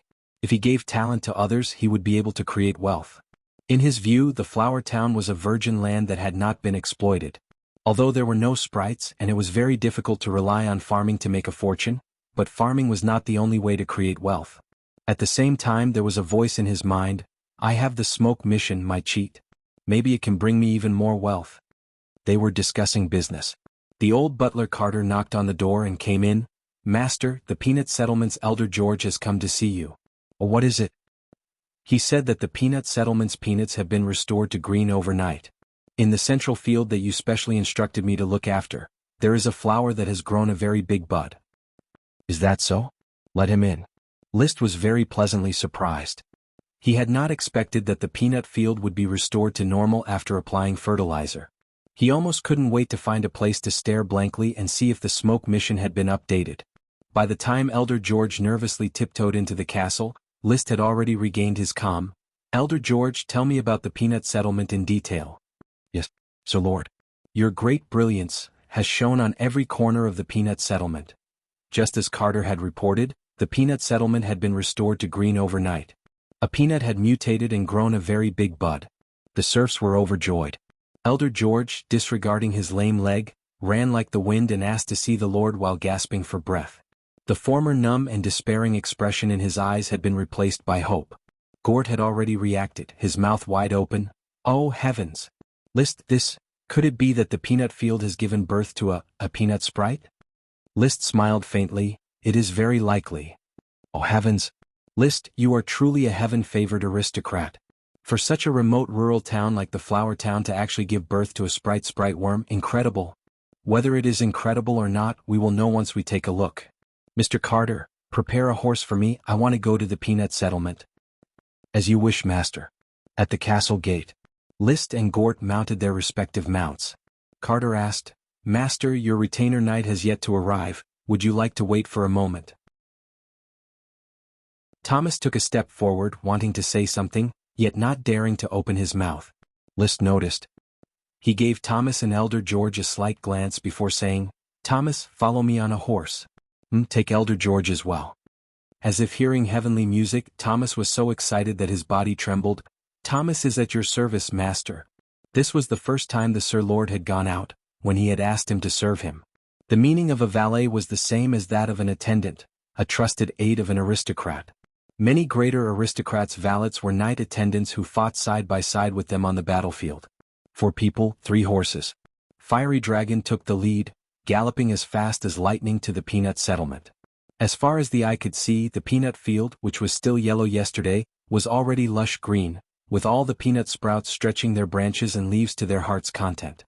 It was currently spring, not yet the flowering season. However, the largest peanut sprouts in the center of the field had a fist-sized flower bud on its stem, waiting to bloom. The delicate emerald green color was particularly delightful. This is truly a sprite worm's flower bud. Heaven-favored Liszt, the flower town is a heaven-favored place. Gort shouted somewhat exaggeratedly. Liszt was actually very excited inwardly, yet he still wore the reserved and gentle smile of an aristocrat on his face. The sprite worm plays a vital role in the flower town's agriculture.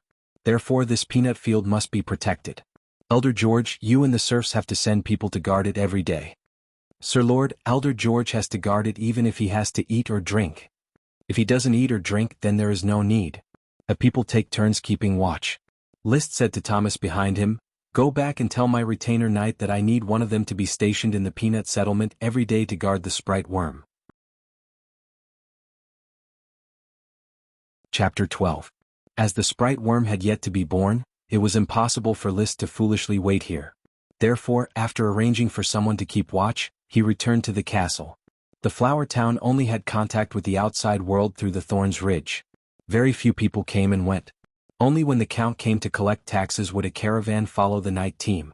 Now that the flower town had become List's territory, with no one coming to collect taxes, the caravans might not be willing to come. Therefore, nobody would have any ideas about sprite worms. As for the flower town's residents, no one dared to have any ideas about the sprite worm. Sprite worms were the darlings of nature. They would only establish a master-slave contract with humans with magic power. Perhaps World of Warcraft could do the same, but World of Warcraft did not have such an idea. Magic power referred to Dochi and magic. Although their manifestations were different, their essence was the same. In Flower Town there were only 3 people with magic power: List, Marcus, and Gort. Marcus and Gort were famous on the Coral Island. Even if they stole the sprite worms they could not run away. On the Coral Island, no one dared to touch the things of the Tulip family. List was a member of the Tulip family. Therefore there was no need to worry about the safety of the peanut sprite worm. He went to his study room, closed the door, and concentrated for a moment, waiting for the smoke to appear. After repeated experiments, he had completely grasped the pattern of the smoke's appearance. He just needed to calm down and he would be able to see it. As expected. 1 minute later. Twisting serpentines appeared before his eyes. Mission completed. Reward: 1 peanut sprite worm. Just as I thought, the peanut sprite is the reward for the previous mission. I don't know how this smoke mission appeared, but it doesn't seem to give out rewards out of thin air. The rewards are all things that exist in reality, or are things that are about to happen. The improvement of my fighting aura is probably a result of my accumulation, and the peanut sprite should have appeared in the first place.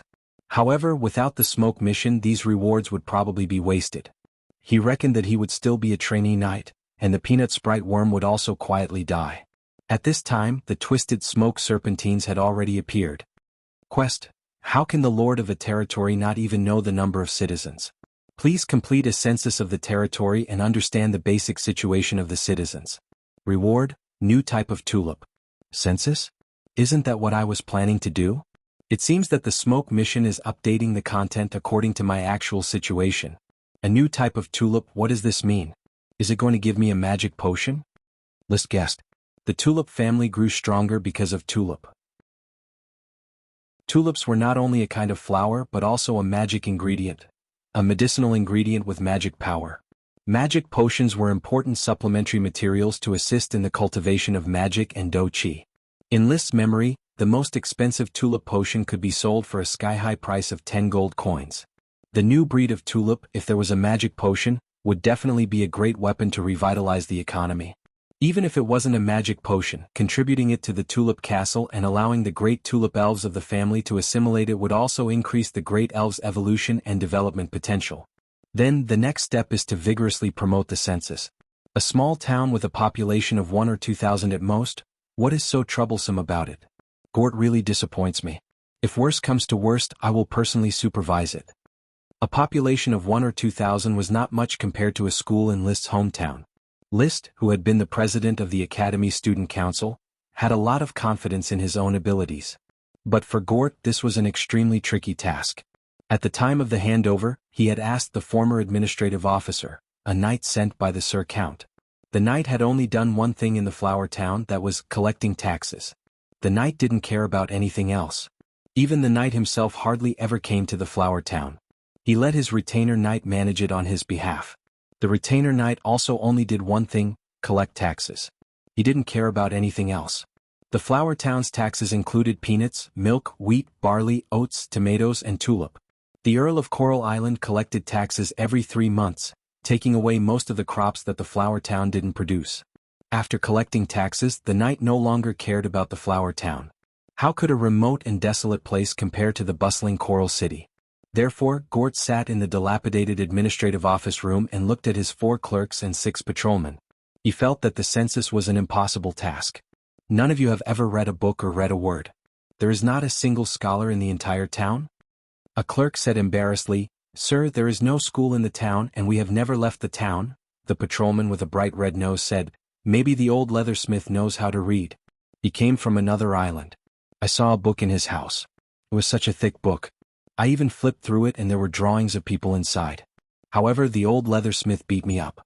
He is blind, his leather shoes are especially sturdy, and he is also very good at beating people up." A blind man, Gort didn't even think about it and ignored the old leathersmith. Since there was no one who could read, he could only say, "You should know how to count.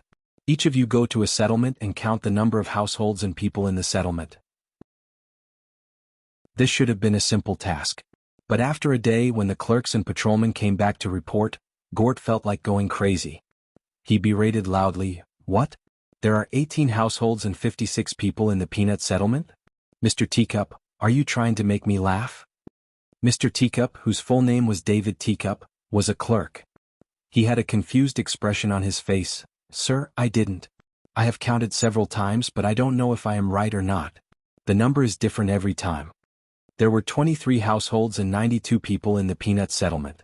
This was the number that Gort had personally calculated when List had rescued the peanut fields. He really couldn't figure out why David Teacup could count 18 households and 56 people. There was no need to think about it. The numbers of households and people in the other settlements were definitely also nonsense. Thinking of this, Gort powerlessly waved his hand. "All right, no need to report. You can keep the numbers for yourselves to play with. Go and bring my horse over. I want to go to the castle to see Baron List." Riding his horse to the castle, Gort complained to List with an exaggerated expression. "You simply don't know that those clerks and patrolmen can't even count from 1 to 10. We simply can't rely on them to complete the census. List, I have already written a letter and only need to send it out. Perhaps we can wait for them to arrive before doing the census." "How long do we have to wait?" "Don't worry, List. We have enough time, don't we?" "I can't wait." List rapped his finger on the table. "Mr. Carter, who in the castle can read?" Carter slightly bowed and said, "My lord, I can write letters and read books." "Thomas can as well." Mrs. Morrison should also be able to." "In that case, I will have to trouble Mrs. Morrison and Thomas to come over. In addition, help me call Teacher Marcus and my 4 retainer knight over. I remember that they can all write." Chapter 13. Hurry up, damn big blockhead dawdling, are you courting death? Sir Lord wants to count your family situation. Hurry up, put on your clothes, bring your wife and children over, and gather in the open space in front. Be careful or else I'll break your legs." The patrolman swaggered and slammed the door of the thatched hut, shouting into the house. Soon, the entire Barley Settlement serfs came out of their homes and gathered in the open space under the scolding of the patrolman. They whispered in 2s and 3s. From time to time, they would look up at the table in the middle of the open space. Behind the table sat a 40-year-old woman, dressed in a decent dark green dress, sorting out a stack of thick bast paper. Behind the woman, there was a young maid helping to melt the ink in the teapot. "Who is that? I've never seen her before." "Idiot, she must be a maid from the castle." Yes, look at her clothes, she's definitely ironed. Only Sir Lord's maids can wear such neat and clean clothes, unlike us who stink and are wrinkled. What does Sir Lord want to do? I heard from the henchman that he wants to count." "Count what?" "Count the population." An old serf chewed some kind of grass root in his mouth. 10 years ago, Sir Count sent someone to count. At that time, our Barley Settlement had a lot of serfs, much more than we have now. A lot of people starved to death in the heavy snow 7 years ago. In front of the table, the patrolman, who was swaggering and blustering just a moment ago, bowed and said to the 2 maids, "Mrs. Morrison, Miss Mike John, all the serfs in the Barley Settlement have been gathered." "I'm not a miss, I'm just a maid from the castle." Mike John Oxtail was actually very happy to be called a Mississippi. She asked with a smile, "Is everyone here? Don't miss anyone or Sir Lord will punish us, including you." Of course, I can guarantee that they won't dare to hide." Mrs. Morrison nodded. "Well then, you go and have them come one by one. After counting the serfs, you can go home directly and don't come back to register." Okay. The patrol began to lead the serfs to the table one by one. According to what List had prepared, Mrs. Morrison asked, "Are you a parent? What's your name?" "Oh, Hope, Mrs. Don't be nervous. This is your full name including your surname, Mr. Hope." "Oh, okay, my name is Hope Rotten Water." "So, Mr. Hope, is everyone in your family here? A total of 5? What is the name of your wife? What are the names of your 2 sons and daughters? How old are you? What is your occupation? What is your responsibility? Is it the same with your wife? Is your eldest son working?" Soon after, Mrs. Morrison finished her questioning and began to record the information on thick bast paper. Surfhead Hope Rotten Water, age 37, grows barley, able-bodied. Wife, Simone Rotten Water, age 34, grows barley, able-bodied. Eldest son Lobo Rotten Water, age 20, grows oats, is lame. Second son Peter Rotten Water, age 17, grows barley, able-bodied. Daughter Lily Rotten Water, age 15, raises chickens, is able-bodied. After recording the information, Mrs. Morrison verified it again. After confirming that there was no mistake, she said gently, "Mr. Hope, Mrs., your family can go back." Okay. This scene only lasted for a day. Stacks of thick bast paper were sent to List's desk in the castle, announcing the completion of the census of the flower town. "List, it is really incredible. Such a difficult task was easily solved by you. You will definitely be a qualified lord." Gort exclaimed in admiration. "Teacher Gort, let's put aside the praises for now. Give me the statistics of each settlement. I am at your service." Perhaps it was List's swift and decisive actions that put pressure on Gort, making him, a follower who had not yet become an advisor, to light candles and work at night. Early the next morning, the statistical data had already appeared in front of List, who had finished breakfast and had finished his night cultivation class. "Master, Sir Gort stayed up all night. His eyes were bloodshot when he delivered the data," said Carter, holding the thick bast paper. "Good wine and good food. I have to do something in return. The flower town needs to develop. I don't want my fief to be as lifeless as it was in the past." Carter was a bit absent-minded. After a few seconds he responded, "Master, I seem to have seen Sir Count when he was young, a high-spirited viscount. In 5 years he was promoted to count and established the Tulip family's rule over the Coral Island. With you as the lord of the flower town, it is the fortune of all the subjects." "Maybe." List was not modest. He quietly flipped through the thick bast paper. In fact, there was not much content in the thick stack. Even if it was written with a quill, it still could not record many mosquitoes. "Thick bast paper is really backward. Master, we don't have much thick bast paper left. We have already used up 4/5 of the thick bast paper." "I know, I will find a way to solve it." Paper making had long been placed on List's schedule. He just had to wait for the right time to complete it. After spending half an hour, all the data of the flower town was clear. There were a total of 8 settlements. In the town, there were 257 households and 907 people. Among them, 41 households and 125 people were freedmen, the rest were serfs. In the peanut settlement, there were 23 households and 92 people, all serfs. In the shiitake settlement, there were 68 households and 211 people, all serfs. In the tomato settlement, there were 30 households and 152 people. Among them, 10 households and 28 people were freedmen, the rest were serfs. In the barley settlement, there were 48 households and 155 people, all serfs. In the wheat settlement, there were 101 households and 342 people, all serfs. In the flour farm, there were 21 households and 54 people, all serfs. In the dairy farm, there were 18 households and 60 people, all serfs. In the entire flour town, there were a total of 584 households and 1,973 people. Only 51 households and 153 people were freedmen, the rest were serfs. In the castle, there were 10 servants for retainer knight as well as the 2 followers of Gort and Marcus. Including List, there were a total of 17 people. Among them, Gort and Marcus still had family members. However, they were in the Coral City and did not come. They might not be willing to come, or they might have to wait for some time before coming. Therefore, the total population of the flower town was 1990 people. The vast majority of them were engaged in agriculture, growing barley, wheat, oats, tomatoes, shiitake mushrooms, peanuts, tulip, raising dairy cows as well as a small number of chickens, ducks, geese, pigs, dogs and sheep. Only 7% of the population was engaged in handicrafts. There was a tailor shop, a blacksmith shop, a carpenter shop, a bakery, a mill, a grocery store, a leathersmith shop, a barber shop and a locksmith shop. The census is detailed enough.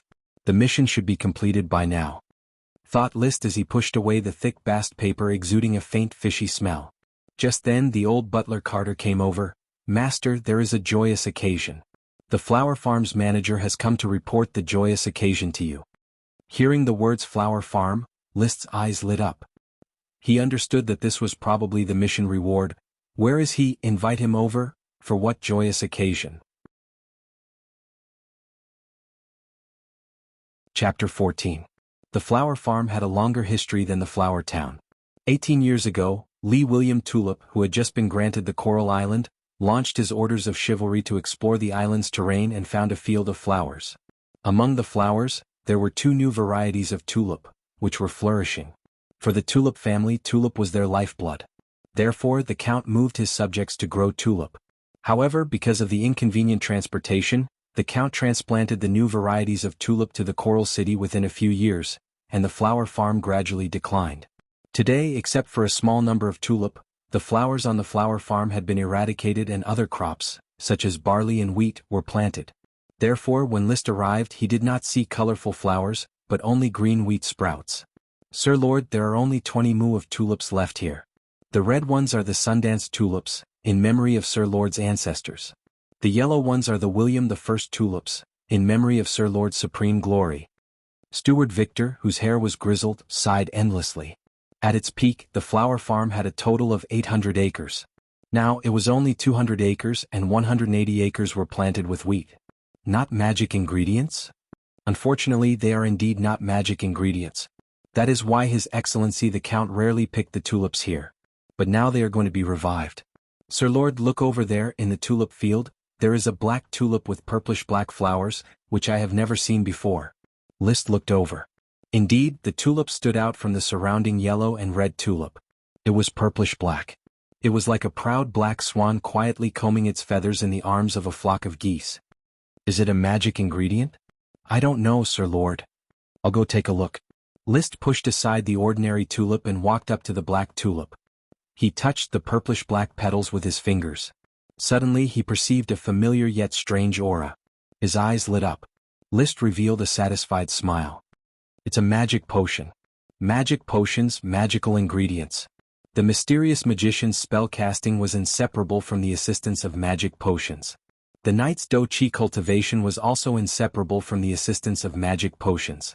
All kinds of mystical treasures more or less required magic potions as supplementary materials. Even though the prices fluctuated greatly due to the different uses of the potions, the cheapest potion could be sold for at least 1 silver coin. List had never heard of a magic potion that was cheaper than a silver coin. Mastering a magic potion was equivalent to mastering a huge amount of wealth. Now the black tulip was growing in List's territory. Without a doubt, this wealth belonged to List. According to the aristocratic system and laws, even a count had no right to seize the interests of a lesser lord. Allegiance was one thing, but interests were another. A lord would be in fief to a lesser lord, and the lesser lord would have everything in the territory. "It seems that I have not only gained a fortune, but even my tulip sprite worm has found its new home." List took a deep breath. The flower farm should indeed be revived. He signaled Manager Victor and his retainer Knight to withdraw from the tulip field. He crouched alone next to the black tulip. He concentrated his mind and calmed his breathing. After a short while, a faint smoke appeared before his eyes, twisting to form words. "Mission completed. Reward, a new variety of tulip." The smoke twisted and the words changed. "Mission, the declining flower farm seems to have ushered in a turnaround in its fate. A new variety of black tulip should shoulder the heavy responsibility of revival together with the tulip sprite worm. Please help the tulip sprite worm settle down its worm stalk. Reward, a World of Warcraft youngling." The mission had been updated. It was not difficult at all, just like a gift. What made List's eyes shine was that the reward was a World of Warcraft youngling. World of Warcraft, the most common low-level World of Warcraft, was more powerful than a trainee knight and could contend against an Earth Knight. The Windblade Wolf List encountered a while ago was a low-level World of Warcraft, which was slightly inferior to Earth Knight Marcus. Some low-level World of Warcraft could even contend against the Sky Knight. What World of Warcraft youngling will it be? Can it be raised or slaughtered? List was very much looking forward to it. "Master, the tulip sprite worm has been brought." Butler Carter, escorted by his retainer Knight, arrived at the flower farm and solemnly handed a jade box to List. After taking the jade box, List could feel that there was a lively little life inside the box, which was connected to him by blood. He opened the box. Immediately he saw a light yellow baby silkworm, thicker than a thumb and shorter than an index finger, with cyan-colored stripes on its back. Compared to the baby silkworm, the sprite worm had a jade-like luster all over its body. It looked like a long wriggling jade strip, extremely beautiful. At this time the sprite worm was lazily sleeping on the powder of nephrite powder. During the transplanting period, the sprite worm's worm stalk was in its stomach and could not provide nutrients, so it had to gnaw on the jade powder to maintain its vitality. Jade, also known as magic jade, was a stone with magic power. Although it was much cheaper than the gemstones produced by dragons, it was still a rare treasure-grade mineral. Little guy, have you rested enough? It's time to take a look at your new home. List extended his index finger. Sensing his thoughts, the lazy tulip sprite worm slowly climbed up his finger and rested on his palm. Its sesame-sized bright black eyes looked around, as if sizing up the environment of its new home. What a beautiful life. No matter how many times I see it, I still can't get enough of it. Gort, who had rushed over, looked at the sprite worm and exclaimed in admiration. As a destitute Chevalier Knight, he did not have a sprite worm. As a Chevalier Knight, the lowest rank in the aristocratic system, he often had a fief, and the rich could buy a sprite worm. However, Gort's fief had long since declined and was sold off by him, becoming a destitute knight without a fief. Naturally, he could not afford to raise a sprite worm. List walked to the center of the tulip field, pointed at the black tulip and said softly, "Little guy, settle down here and plant your worm stalk." Thanks to the contract, the sprite worm understood List's thoughts. It slowly opened its mouth and spat out a green radiance, which fell into the open space next to the black tulip. Immediately afterward, a tulip took root and germinated, growing branches and leaves.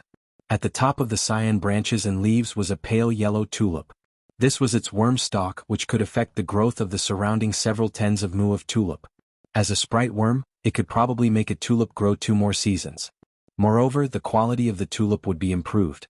List placed the tulip worm into the worm stalk flower, which was its home. Apparently, spitting out the worm stalk and replanting it had consumed a lot of its physical strength.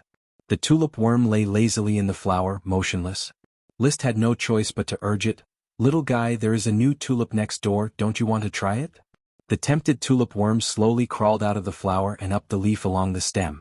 Then it continued to crawl up until it reached the tip of the leaf. Just as it was about to fall, it raised its head and crawled into the air. Its body emitted a faint radiance, as if it was crawling on a transparent object. Little by little, it crawled towards the black tulip flower next door. It wriggled its fat body. The tulip worm responded to List with an excited emotion, and then rolled around in the purple-black flower. This was assimilation. It represented that the tulip worm began to collect the pheromones of the black tulip and applied its ability to the black tulip. Of course, List was more willing to believe that the tulip worm was collecting different genes to improve itself. After collecting enough, it would have the opportunity to evolve. In Tulip Castle, there were 2 tulip worms that evolved into tulip lesser sprites by relying on this method. One of them was given to List's sister, Li Weiwei. In List's memory, he was envious and jealous of this. When he was conferred the title of Baron, he became even more jealous. Chapter 15. Once the tulip sprite was assimilated, it could be put back into the jade box and raised in the castle. Moreover, there was no need to feed it jade powder. The worm stalk could absorb nutrients on its own to feed the sprite worm. This process would take about a day. Back in the castle, List started writing. He spread out a thick bast paper, dipped a quill in ink and began to sketch the serpentines. Without phone calls or faxes, he could only use the most primitive letters to communicate. He intended to write to the Earl of Coral Island and the Baron of Falcon Town, namely his father and sister. The Count had a tulip greater sprite, a tulip lesser sprite and several tulip sprite worms. The Baron had a tulip lesser sprite. This meant that the black tulip in List's territory was of great importance to the sprites. The Count and the Baron would certainly be willing to pay the price to assimilate this new breed. Here, not to mention blood brothers, even father and son had to settle accounts clearly. By taking advantage of the assimilation, I might be able to exchange for a sprite worm from the Count and a batch of living supplies from the Baron. He had already thought of what he wanted to exchange for. Sprites were the #1 productive force. If he could exchange for an opportunity, he would absolutely not let it go. Secondly, there was a shortage of living supplies. In fact, the castle lacked everything. List was not a hard-working and simple person. He liked to enjoy life. Secondly, I can talk to the Count about the cultivation and sale of the black tulip. As a specialty product, the black tulip can only be grown here. However, the right to sell it can be handed over to the Count. As for the profits, it should not be a problem for me to take 20%. However, it will take a year or two for the black tulip to be mass-produced. He stopped writing, pondered for a moment, and then continued writing. Perhaps I can advance, collect the Count's sales agent deposit. I have to get more gold coins. It will be very difficult to develop the flower town without startup funds. In particular, a safe and wide road must be opened for the Thorns Ridge. If you want to get rich, you must first build a road. Basically, that was the content. When the 2 letters were written, Marcus had already arrived. As an Earth Knight, only Marcus was qualified to deliver the letters. List hadn't practiced the middle-level combat power yet, so his combat power was very weak. Teacher Marcus, I have 2 letters here that I need you to deliver for me. At your service. Marcus returned the salute. His tone seemed to have changed. Before List became an Earth Knight, he might have only answered yes, but now he said, I am willing to help. List noticed this change, but he didn't say anything. Also, I need a mid-level combat energy scroll. Tulip Castle's 1,000 waves is not suitable for me. Bring me the Knight Academy's Fire Surge. Oh, help me ask Steward Lewis if there are any other fire element combat energy scrolls in Tulip Castle.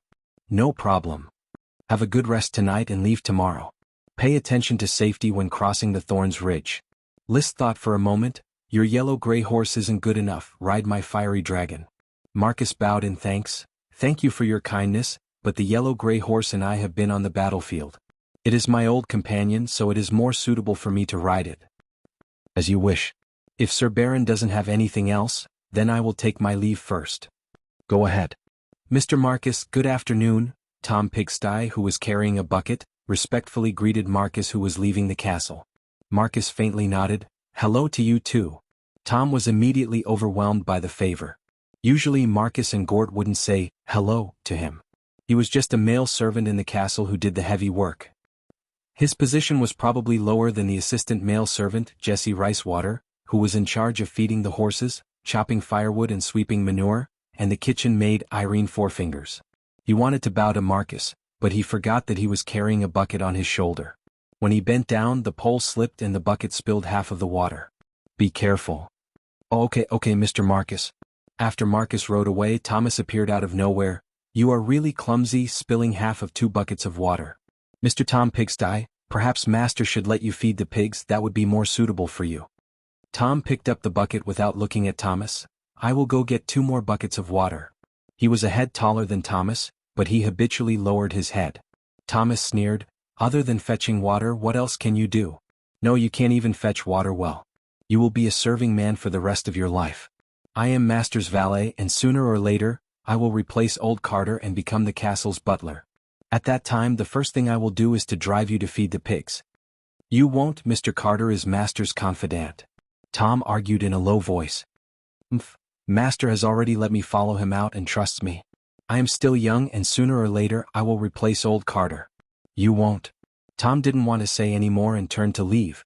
After pouring the water from the bucket into the large water tank, the maid Debbie Window came over to fetch the water. She glanced at Thomas, who was strolling outside the castle. Tom, did Thomas give you trouble again? Nothing. You shouldn't be afraid of him. He is nothing special. Master will see your hard work. I know I am not afraid of him. Master is a very good person. I work hard, Master can see it, and Mr. Carter can also see it. Tom wiped the sweat from his forehead. But thank you, Debbie. Do you need me to help you carry water upstairs? Will it be troublesome? It's okay, the work Mr. Carter arranged for me is very easy. Tom, you are really a good person. Early in the morning, Thomas ate breakfast and fed his yellow-gray horse enough beans and hay. He carefully examined the 2 letters from List and the 5 letters from Gort, and then looked at the few words he wrote on the thick bast paper. The few words were used to remind him not to forget. List needed the fire-attributed cheese secret manual, old Carter asked him to buy the thick bast paper, Gort wanted a box of cigars, and the retainer knight Odin Insol asked him to buy scabies ointment as well as the bowstring he needed. When he encountered the Windblade wolves, he had pulled the bowstring too hard, causing it to break. He needed to replace it with a new bowstring. Then he wiped his knight lance and the one-handed sword, counted the feathered arrows in his quiver, and got everything ready. He mounted his horse, left the small town, and galloped towards the Thorns Ridge. The Thorns Ridge was an undulating hill. In fact, it should be two hills joined together. One was a north-south hill, while the other was an east-west hill. There was a small path in the middle, which was the only way to enter and exit the flower town. World of Warcraft appeared in the mountain forest. However, there were not many of them, especially in this season when food was plentiful and World of Warcraft rarely went out. Therefore, the small path between the hills was relatively safe. As an Earth Knight, he was not afraid of ordinary wild beasts. After traveling for less than a kilometer, suddenly he sensed World of Warcraft's aura. Why did I encounter World of Warcraft again? I was really unlucky when I encountered the Windblade wolves previously. Marcus grasped his knight lance and nervously watched the direction from which World of Warcraft's aura was spreading. After waiting for a moment, World of Warcraft did not show up. Marcus narrowed his eyes. World of Warcraft, which was hidden, was more dangerous than World of Warcraft. He patted the yellow-gray horse beneath him and pretended to leave, trying to lure World of Warcraft out. After traveling for another half a kilometer, World of Warcraft, which had been following him, finally became impatient and took the initiative to attack him. A tall figure sprang out from the woods beside the small path and fiercely pounced. Marcus had been on guard along the way, so it was naturally impossible for him to be ambushed. Practically at the same time, he turned his horse around and thrust his knight lance to meet the attack. Chapter 16. Flying Dust Dog. Marcus was greatly shocked. The knight's spear was trembling. But the next moment he suddenly discovered that his knight's spear had accurately pierced a small bloody hole in the Flying Dust Dog's body. The Flying Dust Dog's ferocious momentum was also blocked by his spear and it fell heavily to the ground. The Flying Dust Dog was about to turn around and attack again. But Marcus didn't give it the chance. He threw away the knight's spear, which wasn't suitable for close combat, and pulled out the one-handed sword hanging on the back of his horse, slashing at the Flying Dust Dog. The Earth Knight's strength was astonishing, and he had also systematically trained with the one-handed sword. For a moment, the Flying Dust Dog, which was even larger than the Windblade wolf, howled as it slashed at it. Its sporadic counterattacks were simply out of order. Moreover, from start to finish, the Flying Dust Dog didn't release any magic. It was just playing hand-to-hand combat with Marcus. Why is the World of Warcraft Flying Dust Dog the most powerful of the Thorns Ridge, no different from an ordinary beast? Why is it so weak? There were 10,000 doubts in his mind. But the sword in his hand didn't stop in the slightest. A moment later, the Flying Dust Dog was seriously injured and fell to the ground, blood flowing everywhere. Only its last breath was left. Marcus didn't dare to relax. He picked up the knight's spear from the ground and aimed at the Flying Dust Dog's throat. Poochie. Woo-woo, the Flying Dust Dog's eyes became slack as it breathed its last. Taking out the rope he carried, Marcus skillfully tied the rope to the Flying Dust Dog's tail. Then he mounted the yellow-gray horse and galloped back the way he came from. He didn't dare to stay in the Thorns Ridge for too long, especially since the smell of the Flying Dust Dog's blood would attract wild beasts and even World of Warcraft attacks. According to the laws of the aristocracy, all the output of a territory belonged to the Lord. Therefore, even if this Flying Dust Dog was killed by Marcus, it still belonged to List. He galloped all the way and quickly returned to the two-storied castle. Teacher Marcus. Karl Hammerstein was on duty. Their retainer knight needed to protect the castle. Quick, inform Sir Baron that I hunted a World of Warcraft. What? World of Warcraft? Soon the entire castle was alarmed. Whether it was the squire knight, servitors, maids, stewards, or kitchen maids, they all followed behind List to watch World of Warcraft. World of Warcraft wasn't rare. Tulip Castle had World of Warcraft, but in this small place World of Warcraft was still a rarity. Moreover, World of Warcraft was valuable and every part of it was a treasure. Teacher Marcus, is this the King of Thorns Ridge, the very powerful violent dog in low-level World of Warcraft? List's eyes flickered as he pondered. It really is a Flying Dust Dog. Normally, even two of me wouldn't necessarily be able to defeat a Flying Dust Dog. It can release earth element magic, rock thorns, making it impossible to defend against. But the one I killed only knew how to pounce. It didn't release any magic at all. It didn't release magic? What do you think is the reason? Marcus had obviously observed and pondered while waiting. I think I might have encountered a female flying dust dog that had just given birth. Look at its abdomen, it's shriveled and flabby. This is a characteristic after giving birth. It's still breastfeeding. Also, I noticed that there are a lot of bite marks on its body. Breastfeeding? Bite marks?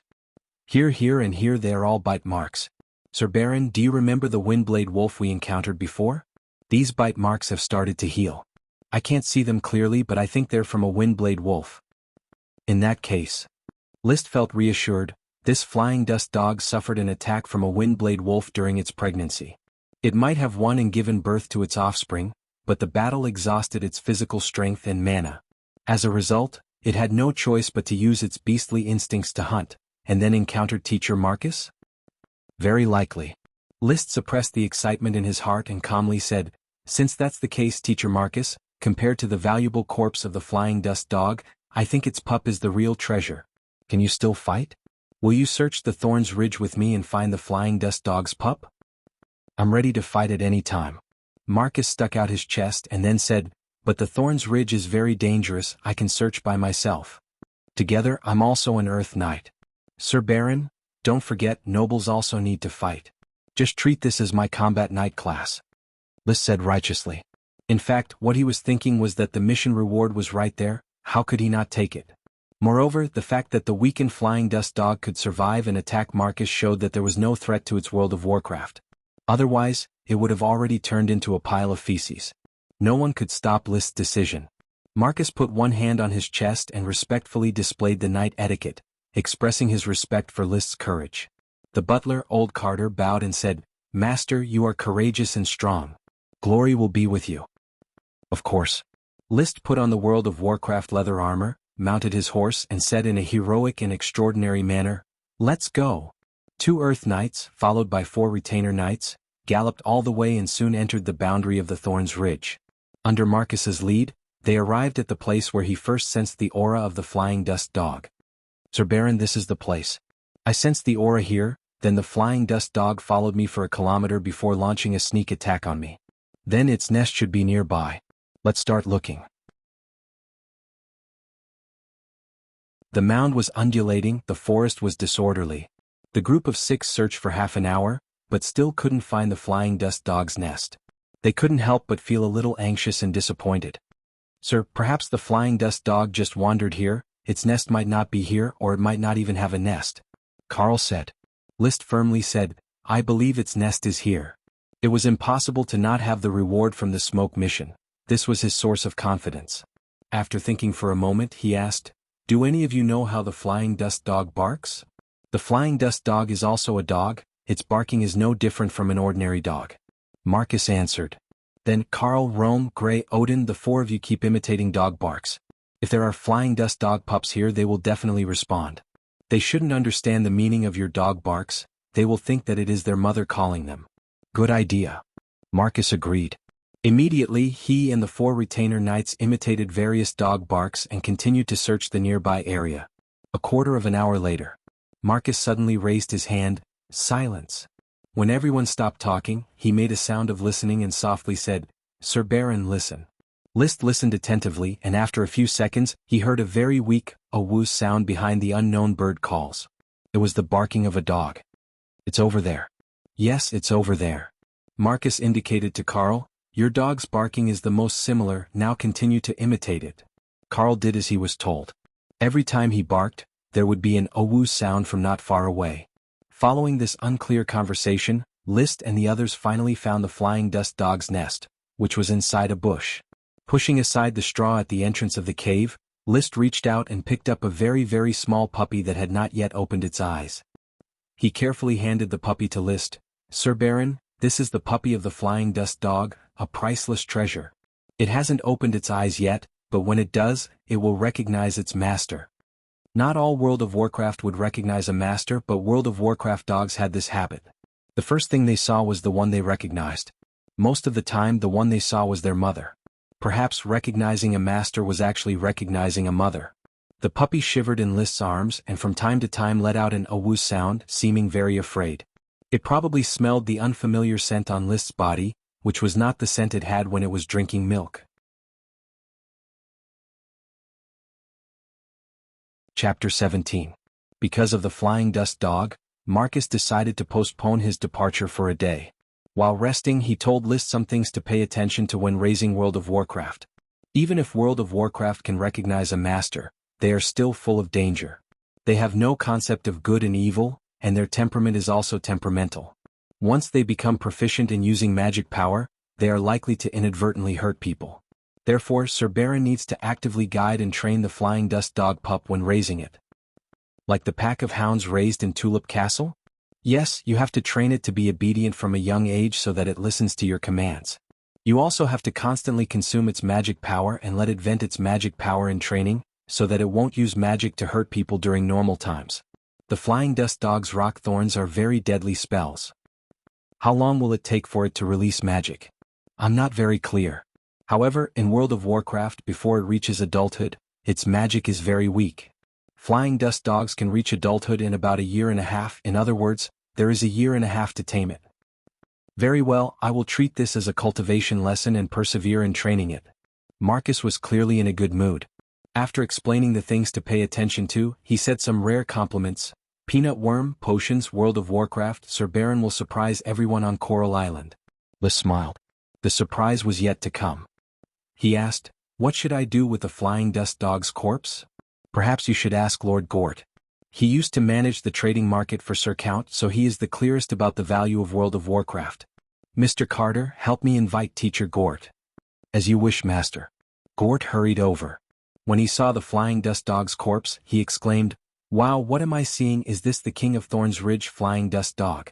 Heavens, it is a low-level World of Warcraft, but I feel that it exudes the terrifying aura of an intermediate-level World of Warcraft. Marcus, I must admit that you are one of the top knight of Coral Island. The most powerful knight of Coral Island was undoubtedly List's father, the Sky Knight, Earl of Coral Island Lee William Tulip. He was also the only powerful knight with a high-grade chi. The rest were all Earth Knights. As for World of Warcraft on Coral Island, it seemed that there was only one intermediate World of Warcraft in the southern shallow waters, the Purple Sand Crocodile. The other World of Warcraft in the mountains were all low-level World of Warcraft. Thorns Ridge only had low-level World of Warcraft. The Violent Dog was the most powerful low-level World of Warcraft in Thorns Ridge. Teacher Gort, what should we do with this World of Warcraft? List asked. Gort poked the body of the flying dust dog with his walking stick. The flying dust dog was the size of a calf, and the blood all over its body had congealed.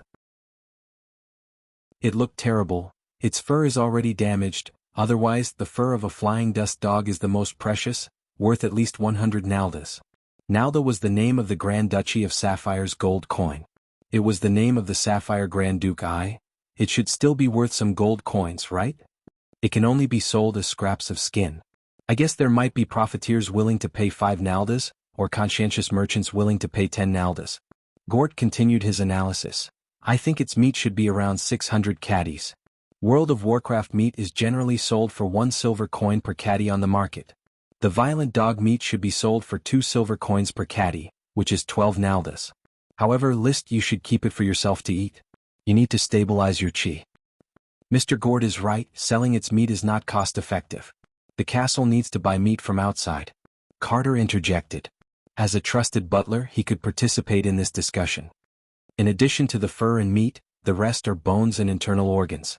World of Warcraft's internal organs can be sold to those mages who hide their heads but show their tails.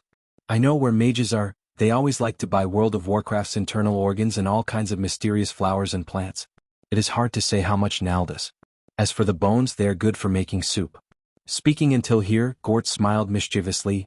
Unfortunately, it is a female dog. If it was a male dog, wow, it would be a great tonic. The difference between a male dog and a female dog was the presence or absence of a whip. List said, then peel off the Violent Dog's skin and sell it after tanning it. Clean up the internal organs and marinate them. Teacher Gort, are there any mages on Coral Island? There doesn't seem to be any. Then keep the internal organs in the castle for yourself to eat. Ah, in this way we are all in luck. Praise the generous Baron List. At night, a small barbecue party was held in the castle. The servants, retainer knight, as well as the host List and the 2 teachers, ate delicious barbecue and chatted about wonderful things. List actually didn't like this kind of lively scene.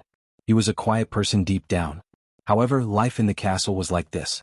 The majority of castles were dark, and living here for a long time would be very depressing. Therefore, one needed to find an opportunity to vent, and a party was the best opportunity. After eating and drinking to their heart's content, the servants tidied up the messy cutlery and wine glasses.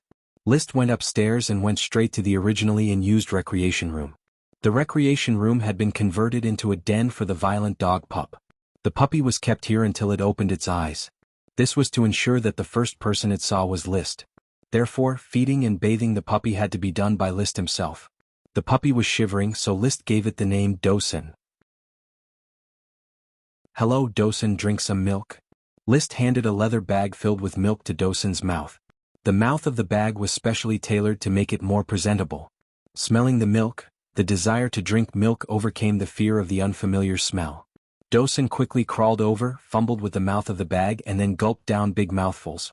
Although it was only the size of a toy poodle, the way it ate was very similar to World of Warcraft, wolfing down the food. In the blink of an eye, the bag of milk was eaten clean by Dosen. Also with this bag of milk, Dosen was familiar with Liszt's smell. Now that Liszt could stroke its fur, not only did Dosen not hide, it even rubbed against his palm, showing intimacy. Those who didn't know would really think that Liszt was just raising a dog, and not the king of the Thorns Ridge, the violent dog of World of Warcraft. "When are you going to open your eyes?" As if it heard Liszt's words, Dosen's mouth issued a soft whine. Liszt was slightly lost in thought. Smoke once again appeared in front of his eyes. The smoke quickly changed into a paragraph of text. "Mission completed. Reward, violent dog pup." Sure enough, Dosen is the reward. I have already figured out the mechanism of the smoke mission. As he pondered, the smoke serpentines in front of him changed. Mission: as an Earth Knight, you need to shoulder the heavy responsibility of charging on horseback. Please practice an intermediate Chi secret manual and become a true knight capable of fighting. Reward: a dragon horse with a meager bloodline.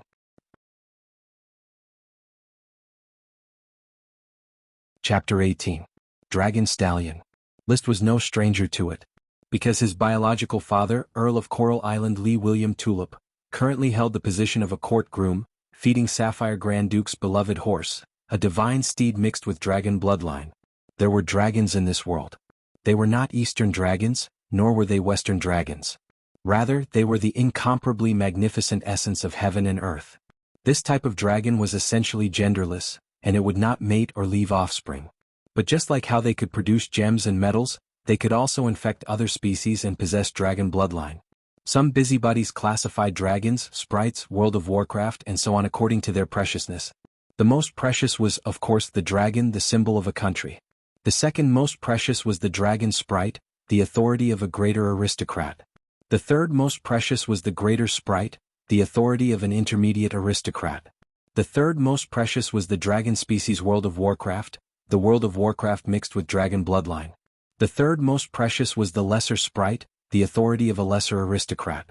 The third most precious was the dragon species Wild Beasts, the common animals mixed with dragon bloodline. The last most precious was the sprite worm, the basic representation of productivity. In fact, there was another kind of sprite the same as the dragon, the elf king. According to legend, the dragon sprite was the evolution endpoint. Its main body was infinitely large, a tree could breed a forest. Countless World of Warcraft, sprites, and even dragons lived on its main body. Only most people regarded the elf king as a legend. When sprite worms evolved into lesser sprites, 1 out of dozens might succeed. When sprites evolved into greater sprites, 1 out of hundreds might succeed. When great sprites evolved into dragon sprites, 1 out of hundreds might succeed. When a dragon sprite evolved into an elf king, it had never been heard of. When Liszt was bored, he did a probability conversion. He assumed that the probability of sprite worms evolving was 1/50th, the probability of sprites evolving was 1/100, the probability of great sprites evolving was 1/500, and the probability of dragon sprites evolving was 1/1000. Then the probability of a sprite worm evolving into an elf king was 1/2 500,000,000 or 1 in 2. 5 billion. The probability of 1 in 2. 5 billion was close to 0. It was no wonder that no one had seen an elf king. He looked at the smoke serpentines in front of him. Liszt's heart burned with passion. Theoretically speaking, dragon horses were more precious than sprite worms. In terms of ability, The dragon stallion might not be able to defeat any World of Warcraft because it didn't know magic. However, as a rare dragon bloodline, its price would not be low. In this world, anything that had anything to do with dragons would be popular. Furthermore, the dragon bloodline itself would improve the aptitude of the species. If a horse was mixed with the dragon bloodline, it would immediately become a fine steed. The dragon stallion was definitely an excellent warhorse breed. Why did the Sapphire Grand Duke cherish his dragon stallion so much that even the Earl of Coral Island would fight over it? This was because the dragon stallion was the standard blue-blood horse of the Grand Duchy of Sapphire's most elite orders of chivalry. It had 240 years of history, the blue-blood orders of chivalry. The blue-blood orders of chivalry fought in all directions for the Sapphire family and had outstanding military service. The blue-blood horses under them had contributed a lot. Of course, the Sapphire Grand Duke would ride a blue-blood horse in order to win over the orders of chivalry and show that he was with the knight. A dragon stallion. If I have a dragon stallion and it continues to breed, can I also form an elite blue-blood orders of chivalry? Just thinking about it made him very excited. However, at present, only 3 people in the Flower Town had Chi, List, Marcus, and Gort. Even if he was given a large number of dragon stallions, the orders of chivalry were still nowhere to be seen. There was still a long way to go. After a while he came back to his senses, and the smoke serpentines disappeared before his eyes. Looking at Dosen, who had returned to his den and started sleeping, List suddenly felt that the orders of chivalry were too far away. However, riding a dragon stallion, leading a World of Warcraft dog and strolling around to go hunting, such a life was still very easy to achieve. Tomorrow Marcus will return to the Coral City and then go to the Falcon Town. He will be back in about 3 days. By then, I will be able to cultivate the Chi secret manual and complete the mission. List got up and left the recreation room. Marcus once again left the Flower Town. List would not just wait in the castle. After recuperating, he could no longer stay idle. Early in the morning he arrived at the flower farm. The black tulip worm on the tulip flower was about to complete its assimilation. It will take about 2 hours. After looking at the tulip worm, List mounted his horse and went straight to the peanut settlement. His peanut sprite worm was still in gestation. Karl Hammerstein was standing guard here. Sir. How is my peanut sprite worm? It is still sleeping. Elder George has people watering it with a lot of feces every day. The peanut sprite worm stock is growing very vigorously. Strictly protect the peanut sprite worm. I don't want any accidents to happen to it. Sir, please rest assured. After leaving the peanut settlement, List returned to the flower farm. After waiting for half an hour, the tulip worm successfully completed its assimilation. After retrieving the tulip worm, List could feel its cheerfulness as well as a trace of aura coming from its body. This trace of aura was the black tulip's aura, indicating that the tulip worm could already influence the black tulip. Since its birth, Tulip Castle had arranged for all sprite worms to assimilate as many varieties as possible to increase their strength. List's tulip worm had already assimilated all the varieties of tulip cultivated by the tulip family. After assimilating the black tulip, why do I feel that the tulip worm is somewhat excited? It can't be that it wants to evolve, right? A bold thought floated in his mind. But he quickly denied it. The tulip worm he had obtained was the weakest among the tulip family's several tulip worms, and the possibility of it evolving was very low. A new variety of magic ingredients was not enough to make it evolve. After retrieving the tulip worm, List handed it over to the butler Carter to feed. With the worm stock already planted, even if the sprite worm did not eat or drink, it would not die. It was very easy to feed. List quickly met up with Gort and arrived at the dairy farm. There are a lot of alfalfa seeds. Starting from here, I plan to gradually uproot the 2-leaf grass. Planting alfalfa. When the scale increases, the alfalfa worm will be able to plant the worm stalk, the cows will be able to adapt to the new pasture, and the horses can also be brought here to be fed. The worm stalk must be surrounded by plants of the same variety.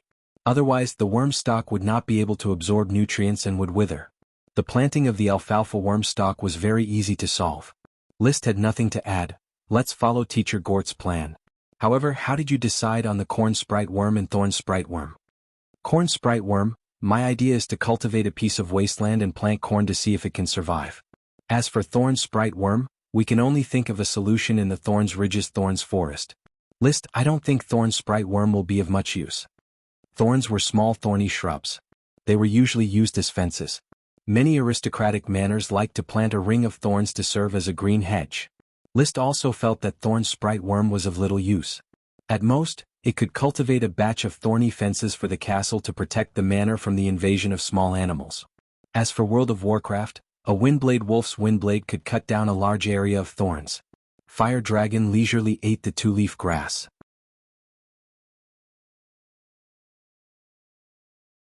Chapter 19. The milk produced by the dairy farm was a rare luxury in the flower town. Originally, the milk from the dairy farm was used to produce milk powder, which was given to the Earl of Coral Island as a tax every 3 months. After List arrived, milk was sent to the castle every day. There were 10 cows in total. Among them, there were 3 young cows that were less than 2 years old and had not yet started to produce milk. 2 old cows could no longer produce milk. 1 male cow could not produce milk. Only 4 mature female cows could produce milk every day. He didn't know if it was because the breed of the cows was not good enough, or if they didn't eat well enough, so the milk production was very low. Dahua is in the peak period of milk production. She can squeeze out 20 kilograms of fresh milk 3 times a day. Xiaohua is in the low milk period and can only squeeze out 4 kilograms a day. Dahe is also in the low milk period and can only squeeze out 5 kilograms a day. Dahuang is currently in the low milk period and can only squeeze out 5 kilograms a day.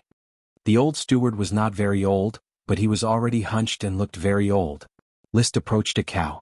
The cow was very docile and was slowly eating the grass. Do you still want to raise cows that can't produce milk?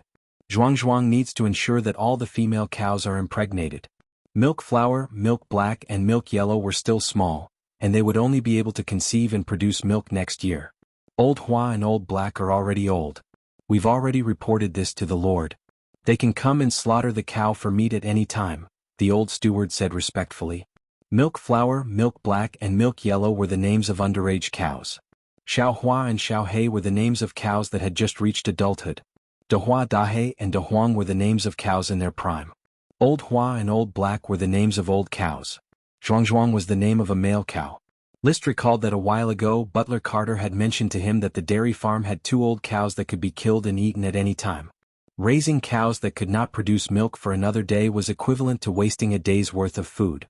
Generally speaking, they would be slaughtered immediately. It sounded ruthless, but cows could only produce milk for their entire lives, and when they were old they still had to contribute their own meat.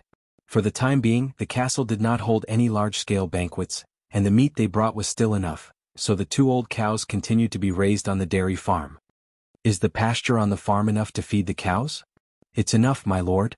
We only have 10 cows, but we have 150 acres of grassland. Old steward, how many acres of grassland do you think is enough to feed 10 cows? Sir Overlord, 1 cow needs 10 acres of grassland to feed.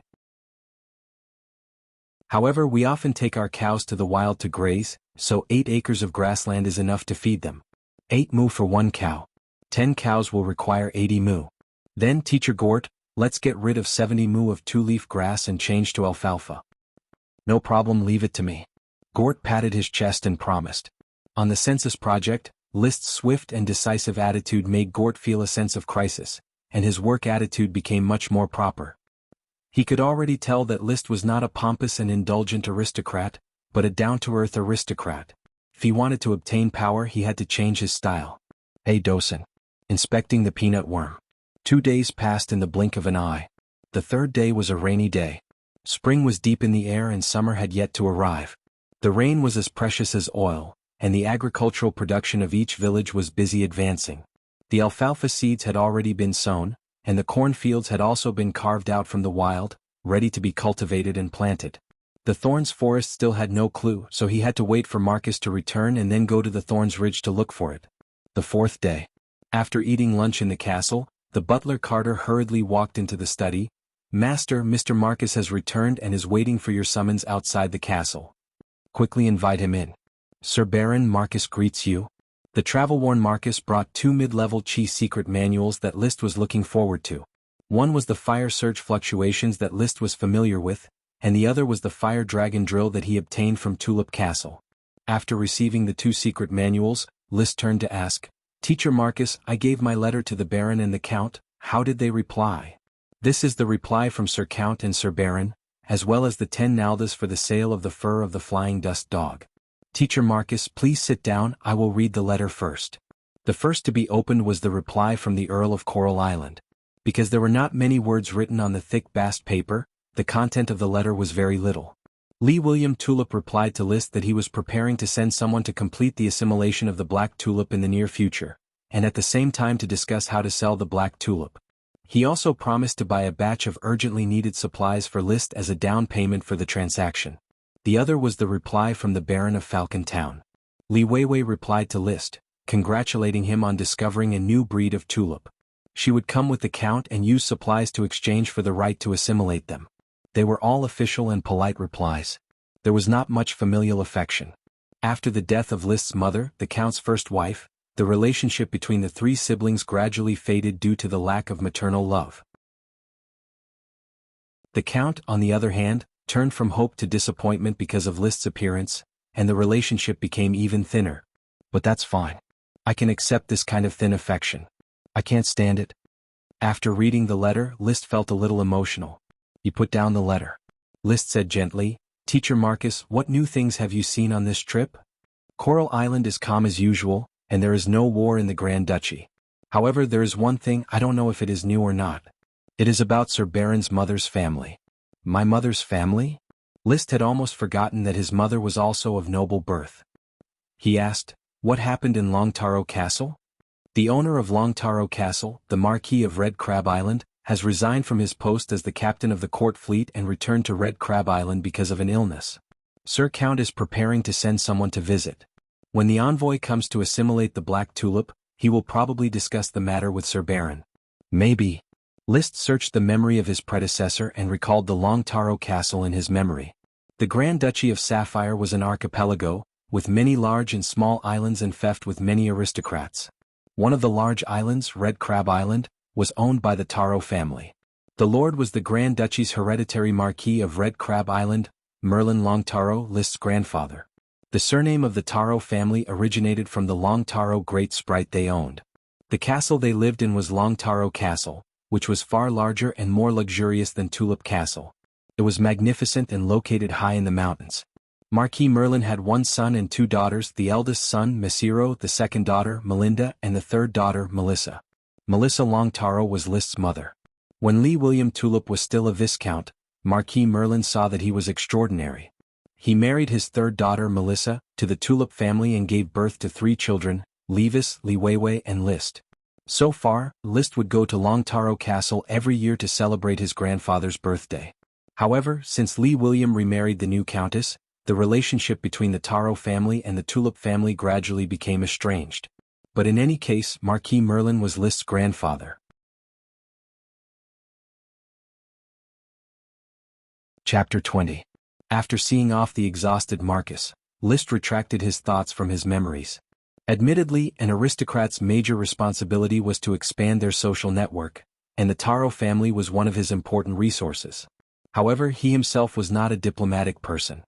He preferred to stay in his territory, entertain himself and be self-sufficient.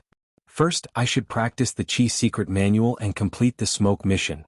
First, he opened the Fire Fluctuations Flames.